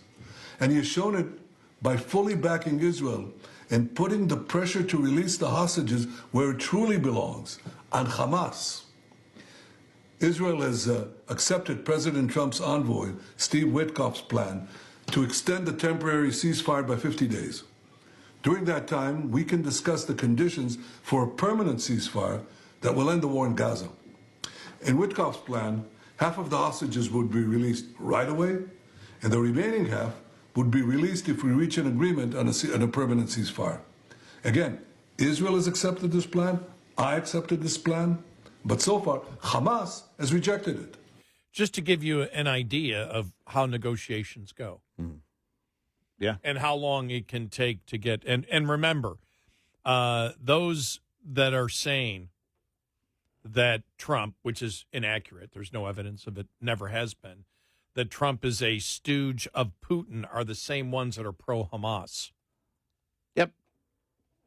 No, it's a great point. You have to consider the source. And You know, it's interesting because we talk about, you mentioned last week, if anybody deserves the Nobel Peace Prize. I mean, if you were actually going to do it based on merit, in the Abraham Accord alone, Trump would qualify. But with this deal with Ukraine, if it were to happen and eventually lead to peace, you think of a plan like this. It's a very delicate plan, but it makes sense to those who are critical thinkers. And you don't have to, get into the weeds on this. It's a very simple equation. A very simple equation to understand. You have a common interest, and we don't have to put boots on the ground. But, the left has been supporting Ukraine, and Democrats have literally been supporting Ukraine, sending money over there. Well, how about something that would allow them to pay their own way, but also expand their economy eventually? If this leads to the end of a war, beyond the end of a war, it expands their economy. How is that a bad deal? If you stand with Ukraine, wouldn't you want that? Well, that's the thing. The first point with the economic deal is to bind the two countries together, and Trump said that. Yeah. And you've got the left screaming that there has to be a peace deal now between the United States and Ukraine. Right. That's not how it's done. No. It's like, we're not at war with Ukraine. The peace deal is between, and you can only hammer out what the peace deal would be between the negotiations between Ukraine and Russia. I mean, duh. Right. It's like there isn't even a bit of thought at all coming from the Democrats. But then again, as we see, there really isn't, been any thought process coming from Democrats to begin with. So it will be interesting to see what happens. The president has a great opportunity on Tuesday to explain everything to the American people. And on this, like I said, don't give contradictory messages. Don't have to back off as you did the last couple of weeks on those 2 points. Mm-hmm. And the one, pretend you didn't remember what you said. I mean, he didn't even. I thought it was tongue in cheek, but he did not smile at all when he said last week, "What do you regret calling him a dictator?" What are you talking about? I called him a dictator. What? I mean, it's like, yeah. And obviously he was backing off because he knew he was going to be in the White House and he wanted the deal done. Right. And when he said that, that Ukraine had started the war, it was like, stop that. Right. You can win all of this. You can win all of it with the American people and then eventually the world. But what you care about the most is the American people and advancing American interests. And so, like I said, it's not going to be easy. And everybody knows if we thought that Trump was headed down the wrong path here, we'd be the first to say it. And anybody who listens to the show knows when we think anybody is wrong, whether it's Trump or any other Republican, we'll be the first to say it. Right. We have no problem at all doing it. Well, and nothing is guaranteed as to predicting the future, though. But you look at it and you say, what is the goal of Trump in this case? And when you look at how he has handled foreign policy, and you look at if you look at Israel, and then you look at the Abraham Accords, and you look at how he negotiates. At times, you'll sit there and shake your head, but hey, there were people saying it when there was the friendly banter and the friendly relations going back and forth with Reagan and Gorbachev. Right. So, you don't sit there and negotiate by saying this person is a Nazi and we'll sort of negotiate. No, right, you say, I believe that, they're coming to the table and I'm going to believe that there's goodwill there and whatever. You do whatever you got to do to get them to the table. Right. Yeah. And then you get to the table and that's where the stuff goes on behind the scenes and you try to work it out. Right. But I have no problem what happened Friday. I think all of this concern about decorum and the world is shocked is a load of horse manure. Yep. I don't care. I'd rather have bluntness in the White House than fakery.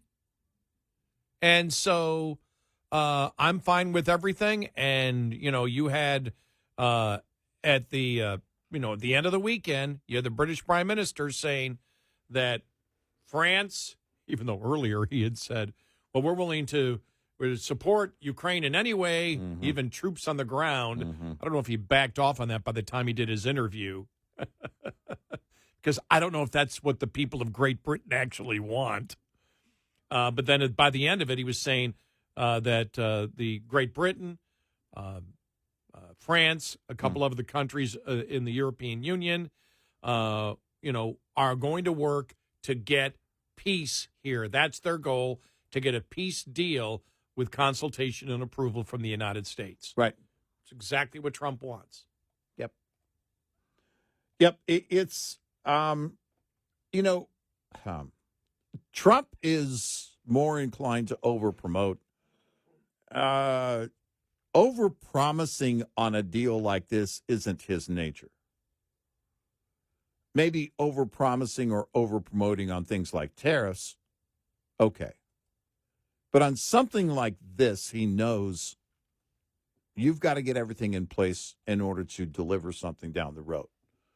Now, overpromote. It's going to be great. Everybody knows. Those words you expect to hear from Trump. But all this is something being set into motion that was a very big deal if you think about it. I don't know that I would have predicted Trump going even this far, but it all makes sense when you look at the deal itself. And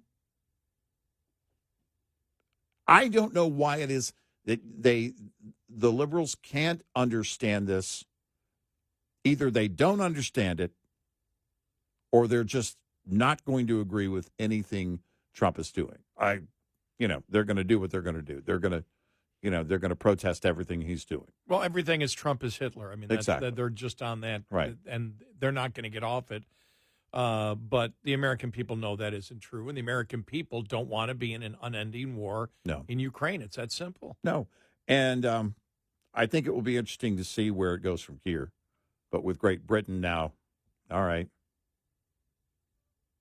Now you've got Europe in the game. You got Great Britain in the game, but you've got it. This will be an interesting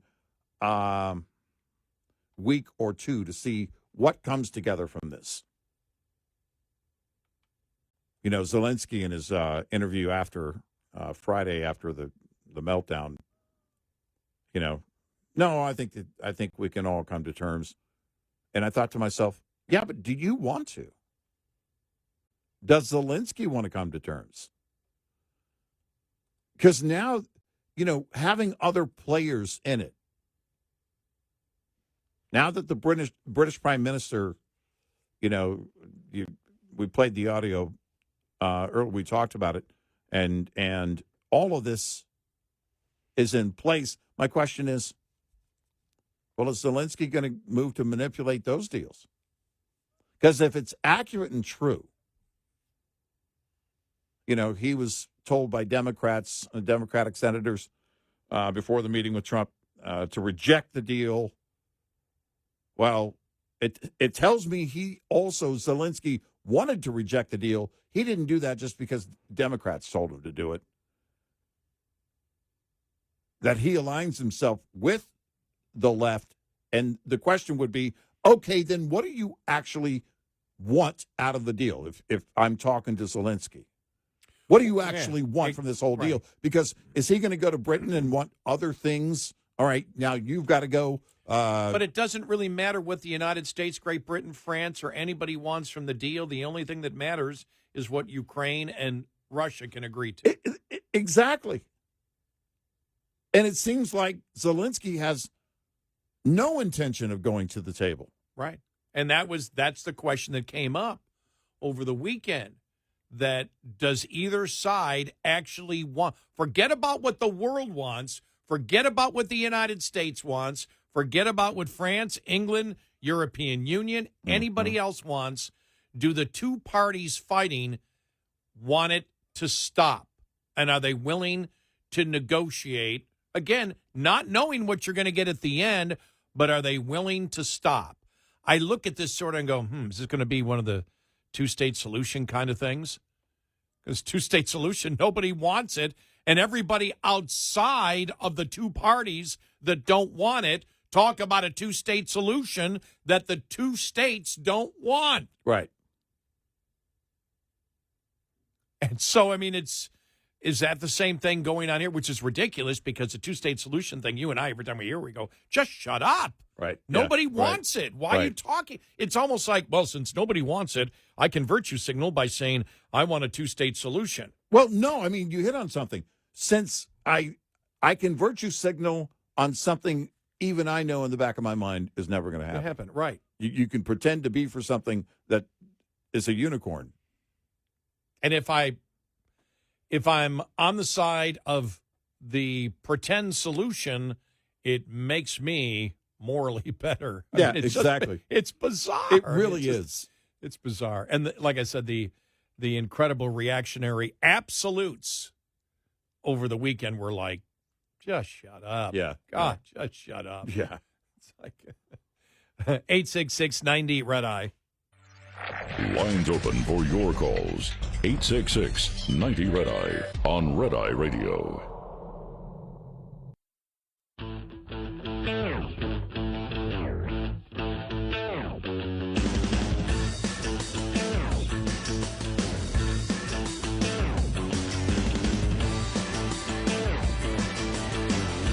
It's Red Eye Radio. He's Eric Harley, and I'm Gary McNamara.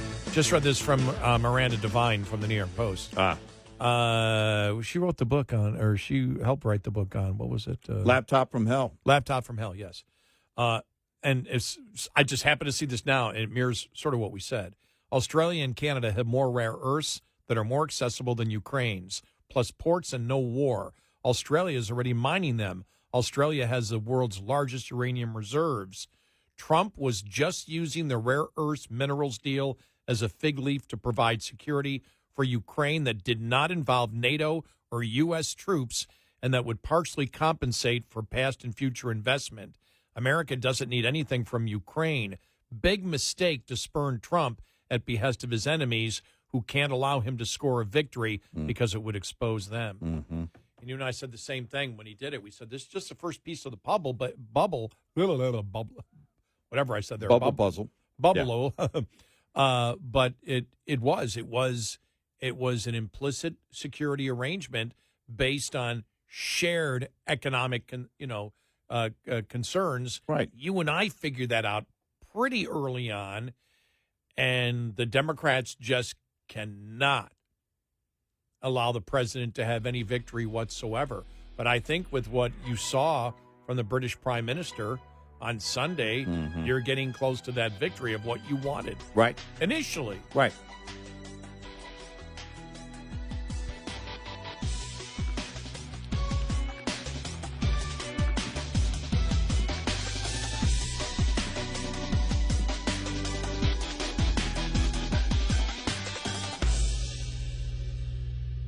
This is Red Eye Radio on Westwood One.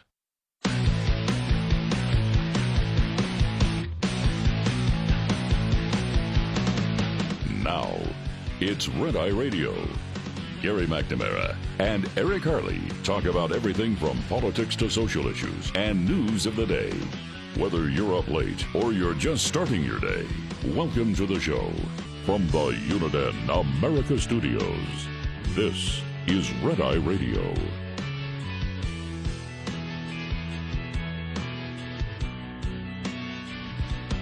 It's Red Eye Radio. He is Eric Harley, and I'm Gary McNamara. Good morning. Thanks so much for being here this morning. Thank you. Did you see the SNL bit with Shane Gillis? The commercial. Couple of about the new prescription. Yeah. And the funny couple of beers.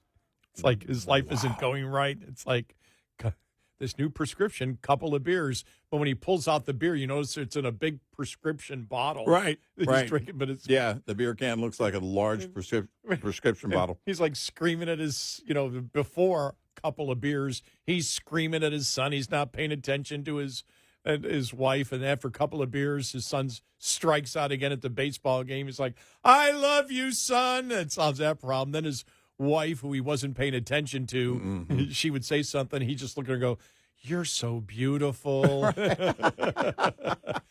he's like, couple of beers get you through everything. Stress at work, museums. I'm like, oh my gosh, going to a museum. That got me to laugh. And he says, now there are side effects to a couple of beers. Right. And it's like, you can get very, very tired. It shows him falling asleep. He goes, that's when you go to your pharmacist for a little bump. Right. It's like, oh my God. It's like, And it shows a cartoon airplane stopping over a cloud and snorting the cloud. they're snorting the cloud. Oh, yes. my gosh. Oh, my gosh. Well, But the best thing is, Mhm. in the one thing where he apparently, he's had a couple of beers, so he approaches his coworkers again who were ignoring him before, and he does a couple things, and he tilts his head and smiles.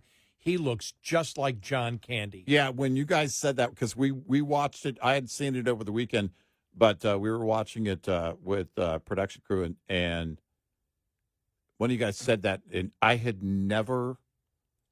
didn't see that before. When you guys said it, I couldn't unsee it. So now, because he's wearing a mustache in the fake commercial for SNL,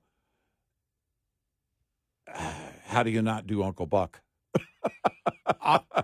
You got to do a remake of Uncle Buck. I saw it on X first. Yeah. And it didn't say, it just said, after 20 years, SNL finally makes a funny skit. That's what I saw all over. Yeah. They didn't say who it was. I didn't know who it was. Yeah. When I saw that smile, I went, does John Candy have a son who's in acting? Right. Because it looks identical to him with that. I didn't know it was Shane Gillis. I didn't know it was him. Yeah, Shane Gillis, for those that don't know, was the guy fired by SNL before he was on SNL. Yes. And so I wondered, though, the nature of the skit. It's a fake commercial for SNL, but the nature of the bit, with everything, the liberals just going after everything, right? Mm-hmm. I thought, it's not, I don't like using the words, well, that was very brave, but it's more in the nature of what the comedy they did years ago. Yeah. And it worked because Shane Gillis is very funny. I think Shane Gillis is hilarious. Well, but the highlights at the end, Mm-hmm. when, that he's after doing a little bump, he's just smiling everywhere. Yeah, but right. but after doing it, which is in order to cure the tiredness or the hangover, whatever it is, from the beer. couple of beers, that prescription, you take a little bump. Right. Yeah. And it shows him at the baseball game arguing with the ref. What are you talking about? My son did strike. But then in the end, he's walking through. He's got a suit jacket on. He goes, yep. He goes, this is a solution. Couple of beers, and if you need it, a little bump. And all of a sudden you hear, honey, could we have a talk? And there's the entire family sitting on the couch. Yeah, And, right. And all of a sudden the camera backs off, and you see him in the suit jacket and boxer shorts, right, with the couple of beers. And he looks at the camera. He goes, after his wife said, honey, could you come in here for a moment? He goes, what's everybody doing here? Yeah. And he turns to the camera and he goes, no.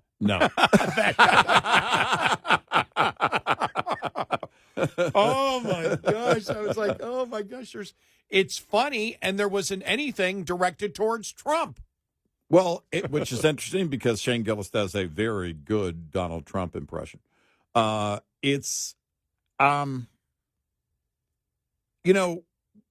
talked about this with Hollywood. I don't care about awards. I've never really cared about awards unless they're handing me one, which won't happen. But I don't care about the awards. You and I have always said, well, the award is the box office, right? Do something people like, people will show up. Yeah. People are going to watch it. It's going to become popular. It's going to become successful. That's what you're trying to do. get people to watch whatever you're doing. And making comedy, which you and I both love, it's you got to be silly. You got to be funny. I mean, I know that is the Captain Obvious of all of it. I mean, speaking to John Candy, well, planes, trains, automobiles. If you're going to do comedy, have a point. But you really got to have, it's got to be good. It's got to be genuine. It's got to be not all stand-up comedians are funny. But I think Brian Regan told this to Seinfeld one time on comedians in cars getting coffee. But, even the ones that are less funny, you're still having a good time because you're still, you're laughing a little bit. You may not lose your breath laughing at every comedian, but, you think about why comedy movies or I'm not a big sitcom fan, but there are some good ones. Why they're made, and how they're made. I mean, there's self-deprecating humor involved. There's some back and forth of the characters. But there's silliness that's involved. I mentioned last week that my wife and I recently rewatched Miss Congeniality with Sandra Bullock. Sandra Bullock. Yeah. And she's funny. I mean, she knows how to play the camera. It's not over the top, where it's like the funniest thing I've ever watched, but it had great moments in the movie.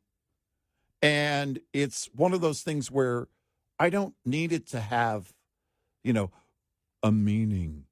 I don't need it to have, we talked about this with Melissa McCarthy. Yeah. And the way she approaches comedy and some of the movies she's done.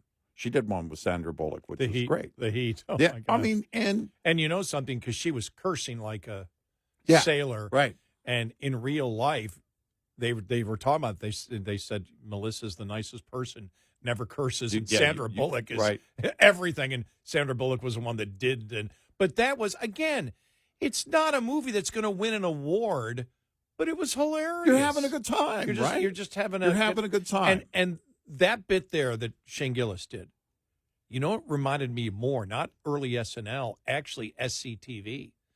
Because I will admit, that's a great point. When I saw the John Candy in him, because obviously they were trying to say that you're, and everybody knows it's not true, but your problems can be solved with alcohol and cocaine. Right.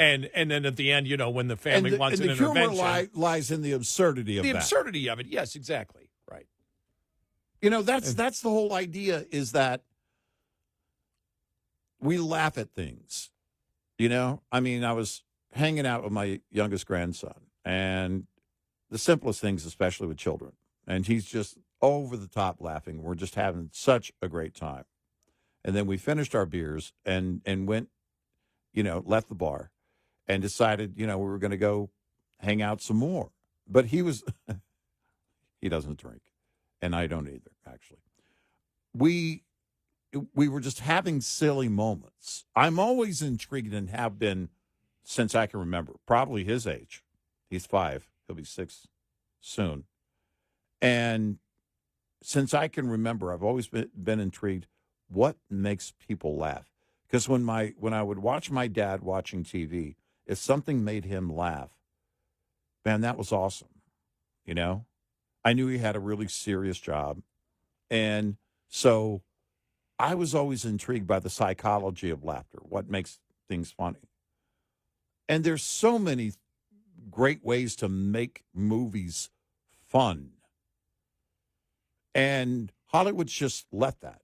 They've just decided to become activists at every turn.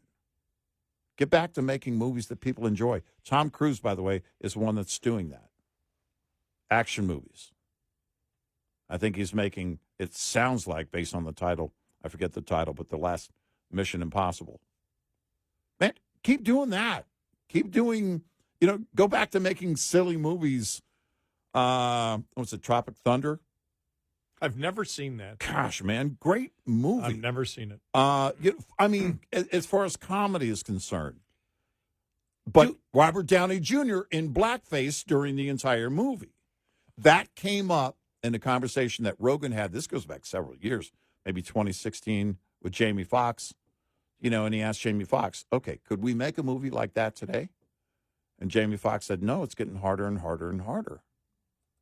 In fact, Jamie Foxx was looking to put together a movie where every actor in the movie was playing a different ethnicity than their actual ethnicity. And I don't think that movie ever got made. But it's about making something that people enjoy, whether it's action movie or comedy or whatever it might be. If you want to do a message movie, all right, fine. But insisting that nothing gets a green light unless it has a message and greater purpose, then you forget what you're in business. Well, I mean, it was. I heard a lot of talk about Gene Hackman over the weekend. People saying this guy was. You could consider him one of the best actors ever in the history of Hollywood, and not because he was a leading man. Right. It's that you bought him in whatever he did. He convinced you he was that character. Oh, man. Enemy of the State is one of those prime examples. I love where it's, But you bought, I bought he was a basketball coach in Hoosiers. Yeah. And great point. And in Hoosiers, he's flawed. Right. And he comes across as knowing his flaws and his weaknesses. In a sports movie, there was a sophistication to his character that he brought out, which made it very entertaining with everything else around it. Made that a great film. And I think, does anybody pay attention to the critics anymore? Are there any critics anymore? Aren't we the critics?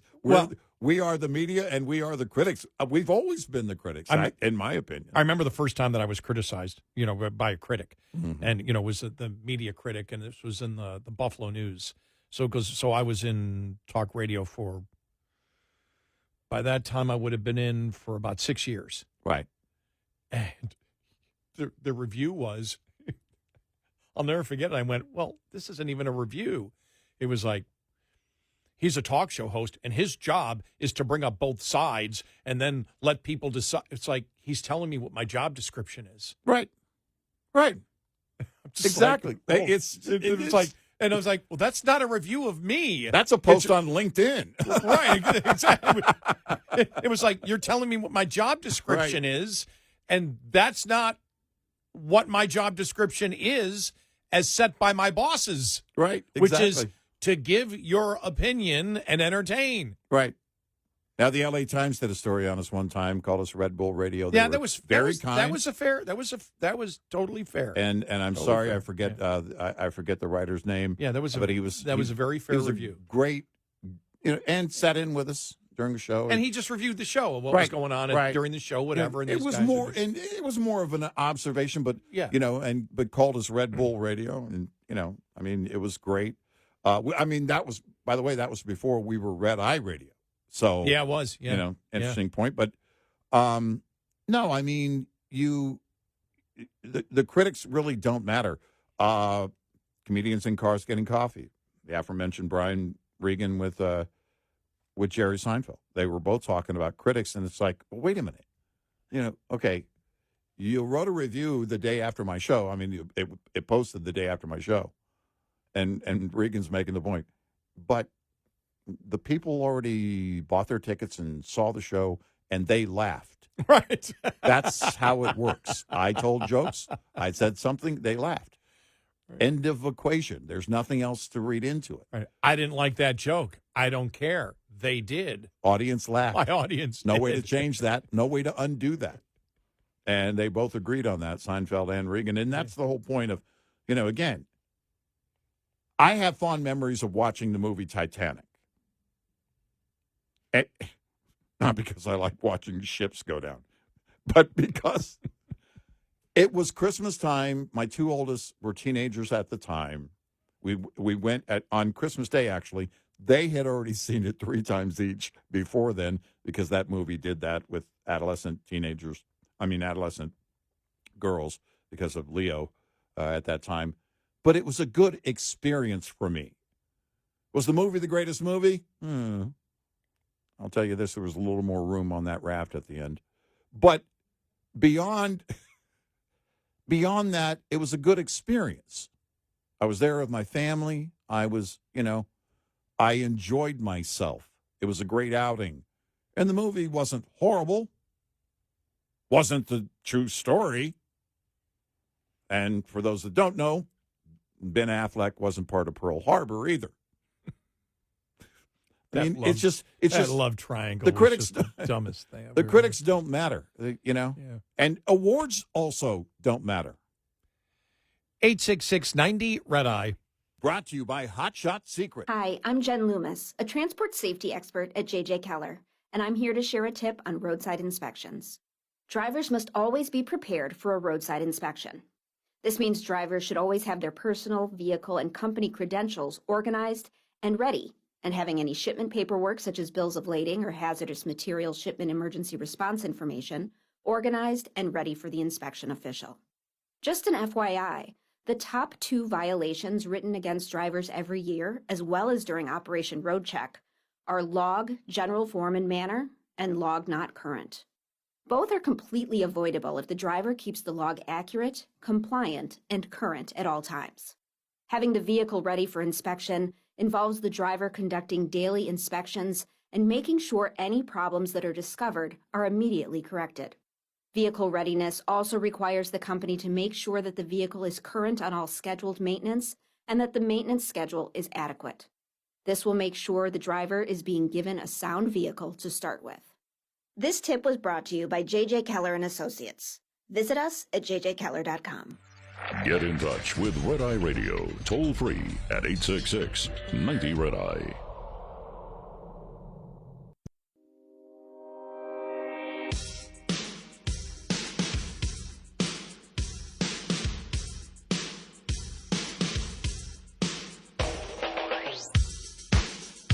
It's Red Eye Radio. He's Eric Harley, and I'm Gary McNamara. Welcome and good morning. Coming up here on the show, following the bottom of the hour, 4 sanctuary city mayors will be grilled before Congress this week. This is going to be interesting, including one of the mayors is the mayor of Boston, which would be Mayor Wu, who over the weekend, this is just amazing. Wait till you hear the audio, where she gives condolences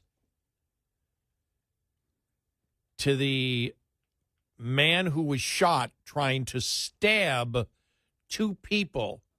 Yeah. And it's like this was the talking points because she and the police commissioner used the exact same words to give their condolences to the life that was lost from a guy who was attempting to stab innocent people.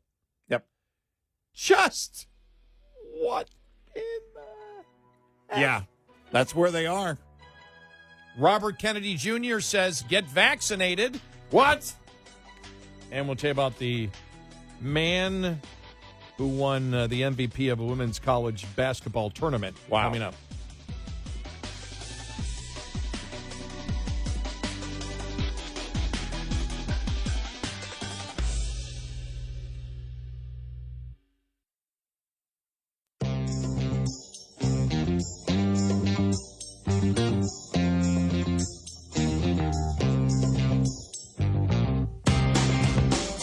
Catch all 5 hours of the show live every night on the Red Eye Radio app. Available in the App Store.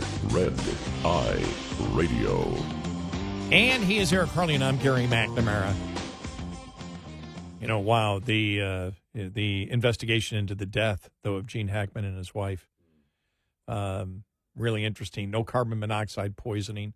I was watching, these forensic, people talk about it. Number of things on YouTube. Yeah. And these are, forensic experts. Right. And the one was saying, that, the weird thing is the door was open. She was in another room, that the dog, died, and trying to figure it all. Not now that they've said no carbon monoxide poisoning, how the heck did it happen? And it's like, yeah, you're right. And then the dog, too. And they're trying to come up with scenarios of how it might have happened, and it was nobody completed it. But it said, this is one. So everyone said this is a hard investigation. Well, okay. So it said the dog was in a crate or a kennel, and if that's the case, wouldn't have access to water. So if it was not given water for 10 days. Oh, I didn't hear that. I just heard it. It was found in a closet. I didn't know it was in a kennel, though. Right. That would make sense. Because my thought was, it's possible. Okay, if it wasn't carbon monoxide, then they're saying, okay, well, then how did she die?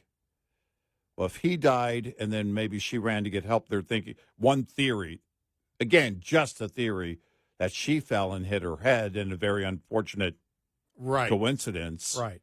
And then there was nobody there to give the dog water because the two other dogs were alive. There were two healthy dogs, but they weren't in a kennel. The one dog that died was in a kennel. So if it went I didn't know 9 or 10 days. I never saw that anywhere. Yeah, if it went for 9 or 10 days without water, then it could have died from dehydration. And they believe it's 9 days because that's when his pacemaker stopped. Right, that was the last event recorded on his pacemaker, so that's likely when that happened for him. So it means that when I was there a week ago, not this past weekend, the weekend before, when I was in Santa Fe, and every Uber driver was talking about Gene Hackman. Yeah. He was already gone at that point. Yeah. Wow. Yeah. Really sad to think about. Then we had some other people Roberta Flack. What a great singer. That was late. Her voice was one of those where, everyone knows that I think I've talked about how, soft music really isn't my thing. Me neither. But wow. Yes. When the first time I saw his face, she had a range, but also just had a delivery, had an approach that was unique. That's what you want as a vocalist, right? That's what I hear as a fan. You want somebody who sounds unique, somebody, when you listen to them, it's like, boom, instantly, it's them. And she had that signature. You know what she had? Sound. Because it goes back to 70s when a lot of singer-songwriters were telling stories. Yeah. When she sang Killing Me Softly. Yeah. She was telling a story. Yeah. Yeah. And that's just, that was a lot of that was the 70s style, but I've always liked that style, and her voice just eked emotion. Really did. Yeah. And you and I, we are not really soft or yacht rock or whatever she wasn't yacht rock, but that isn't what we're drawn to, but I can be drawn to it when it was great. And Roberta Flack, Killing Me Softly was my senior year in high school, so I remember that so well. And that's the thing. That's the one of the best things that has happened to me, and it really happened to me after I got past 60, is all the stuff that was on the radio when I was young. And I'm talking about probably from 12 to 18 years of age. Yeah. Maybe 12 to 18 years of age. All that music that is not music that I bought. I never bought it. And my interest of what I would buy as I got older was different. Right. But all that music, I hear it now. And the most amazing thing is when I hear a song and it takes me back to a specific moment in time, an exact moment. And so I'm fascinated by how the brain works that way. Right.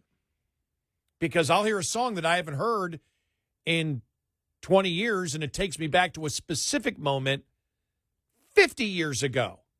Right. How does the brain pick that one moment when I might have heard that song 1,000 times when it was popular for a year because they were playing it? Why did it bring me back to that moment? Well, the first time ever I saw your face was 72. That's over 50 years ago. Yeah. I would have been 6 years old. And her delivery in that song was, again, it had a cadence and it was a very slow song, but had a cadence in the delivery of the lyrics that made you stop and listen, made you stop and think about what she was singing. And Killing Me Softly was, just massive. That was a massive song. Killing Me Softly reminds me of being on the bus, senior year, senior picnic at Allegheny State Park down near the Pennsylvania border. That as soon as I heard it, I just went, boom, there it is right there. Right. That's what amazes me. And all the pop stuff, Tommy James, all the stuff, the one-hit wonders, all the pop stuff that was only, 2.5, 3 minutes long. Mm-hmm. For some reason, all those hooks bring me back to a particular moment in time whenever a particular song would play. And so over the last, really, 5, 6, 7 years, every time I hear one of those songs, even if I haven't heard it in years, there is a specific moment that it brings you back to. Yeah. Yeah. I remember I heard, and I haven't heard it in a while, but every time I hear it, because this is really what started when I heard in the Zager and Evans in the year 2525, brings me back to being at a restaurant on Route 5 outside of Dunkirk, Fredonia, New York, heading back to Buffalo in a winter storm. Yeah. How does that how does the brain work? Right. It's not that anybody really cares about my emotions when I was a kid. I'm wondering how a brain works that way. How does a brain work to take you back to that particular moment? It's almost, and it's permanent in the fact that it's permanent. It's almost like a scar, a good one, but yes, it's a scar. Well, it's something that automatically just happens if you hear the song. But it's never a negative. Right. There's never a song that brings me back to a negative moment. It's always a positive. And then I think that's when you think to yourself, man, they were really good. No, they weren't. I'm so glad I'm where I am today. I don't want to go back there. Yeah, it brings a moment. But as soon as I logically start thinking about, oh, yeah, wouldn't it be great to be back? No. It's like that's why I can't stand going to reunions. Right. Even though I've gone, but every reunion I've gone to, and I cannot handle the alumni pages of my high school and stuff. Right. That was the best years of our lives. It will never be that good again. No, it wasn't. Listen, don't ever post those things. Don't ever put that on your social because you're admitting you peaked in high school. I know. And some people may have. Yeah, myself included. But I don't, I don't look to the whole, I don't, I wish it was like, now I'll say this. I do wish we had the 2018-2019 economy. But aside from that, the times in my life of, look, I had a great childhood. I had a great adolescence. Started my radio career at 18, and I love what's ahead. I love the idea of, man, what might be coming? You know what I mean? Yeah. But the music in when you hear it, I liked the Fugees version of Killing Me Softly. I actually liked that version of it. I know. I thought it was very good. I know. It's when you hear voices like that. She also had kind of a certain kind of authority to lend to the song. Mm-hmm. Roberta Flack just had that kind of when she was. It was like you were believing it. That's what I want. That's when I'm listening to music. No. I want it to be authentic. I want it to sound like the person lived it. I want to sound like you were killing her softly with that song. Exactly. You bought into it. Well, no, there was a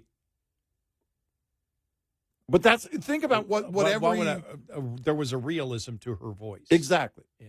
And that's what you want. But the emotion too, the cadence of it is, again, for the first time ever I saw your face, there's like this loving moment, and it's like, whoa. I was a kid. I didn't understand those emotions, but I believed that she did when she was singing it. I agree with you. Yeah. And that's all that matters in anything that's authentic. And it's anything from soft music to metal to gospel to bluegrass. Anything that sounds authentic to me. Merle Haggard, I was listening to the other day on my truck, Sing Me Back Home, a song about a guy on death row, witnessing another guy who's about to be put to death on, death row. And Merle was in prison.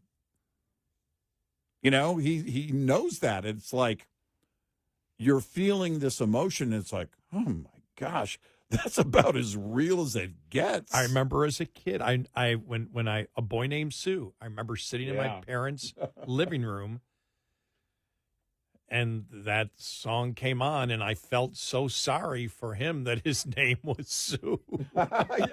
I felt legitimately sorry for Johnny Cash. Well, it's funny because my mom's middle name is Sue. So everybody calls her Sue. My dad calls her Sue. And so every time I heard that song, I was like, oh my gosh, I would hate to be, if they named me Sue. I guess that could have happened, Sue Jr. But I was with you on that. It was like, man. But there was a great twist because you're like, oh, okay, he's come to realize it's made him strong. He's going to embrace it. He's going to embrace it. He's going to embrace it. Right. Then the twist comes again. And if I ever have a son, I'll name him George, Bill, anything but Sue. Yeah, exactly. I mean, that was great. I mean, that was really playing with the lyrics. There was a legitimacy. You bought into it. Yeah. Which was really great, which you don't see a lot today in singer-songwriters. Yeah. It just does. Maybe that was unique to the 70s, or for Cash, was that the 60s? That was Boy Named Sue. Was that Boy Named Sue, I forget what year that was. All right, coming up, 4 sanctuary city mayors will testify before Congress this week. 69, that song came out. All right. Get popcorn. Uh-huh. Oh, it's going to be... Get popcorn. Oh, no, this is going to be lots good. of it. And make sure you listen to Red Eye Radio because we're going to have tons of audio. Oh, I know. How are the Democrats going to defend sanctuary cities? Because they are. Yeah. It'll be about Trump and Zelensky. Oh, they won't even talk about sanctuary cities. They won't even mention it. And how many of them will want to be the heroes? We're defiant against ICE. We're blah, blah, blah, blah. Oh, it's going to be good. I got to find that story that said moderate Democrats are telling to Democrats, shut up. Yeah. Don't even talk about migration at all. Right. Shut up. Right. Quit talking. We'll have that more coming up. 866-90 Red Eye.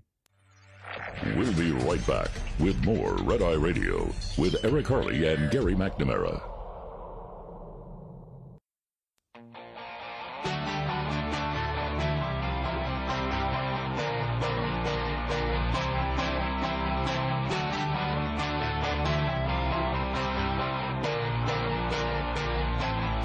It's Red Eye Radio. He is Eric Harley, and I'm Gary McNamara. Download our Red Eye Radio app today. Why? Because our show ends in another hour. 5 a.m. Central Time, 6 a.m. Eastern Time. And when the show ends, if you haven't been able to listen to the entire thing, you can listen to it on our podcast. Yeah. Our show becomes our podcast. And thank you. It's a recording of our show. And if for some reason during the show you can't listen to us on one of our great radio stations, we also stream all 5 hours live on our Red Eye Radio app. And thank you for all of those who have already downloaded the app, and for those who haven't.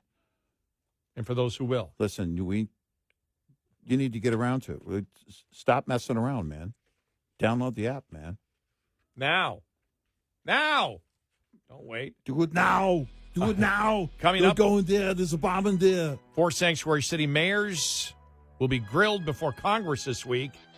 And Bill Maher rips the stupid no-spend movement. Remember that on Friday? Yeah.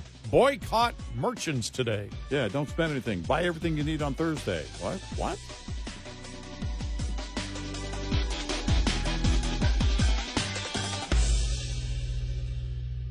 This is Red Eye Radio on Westwood One.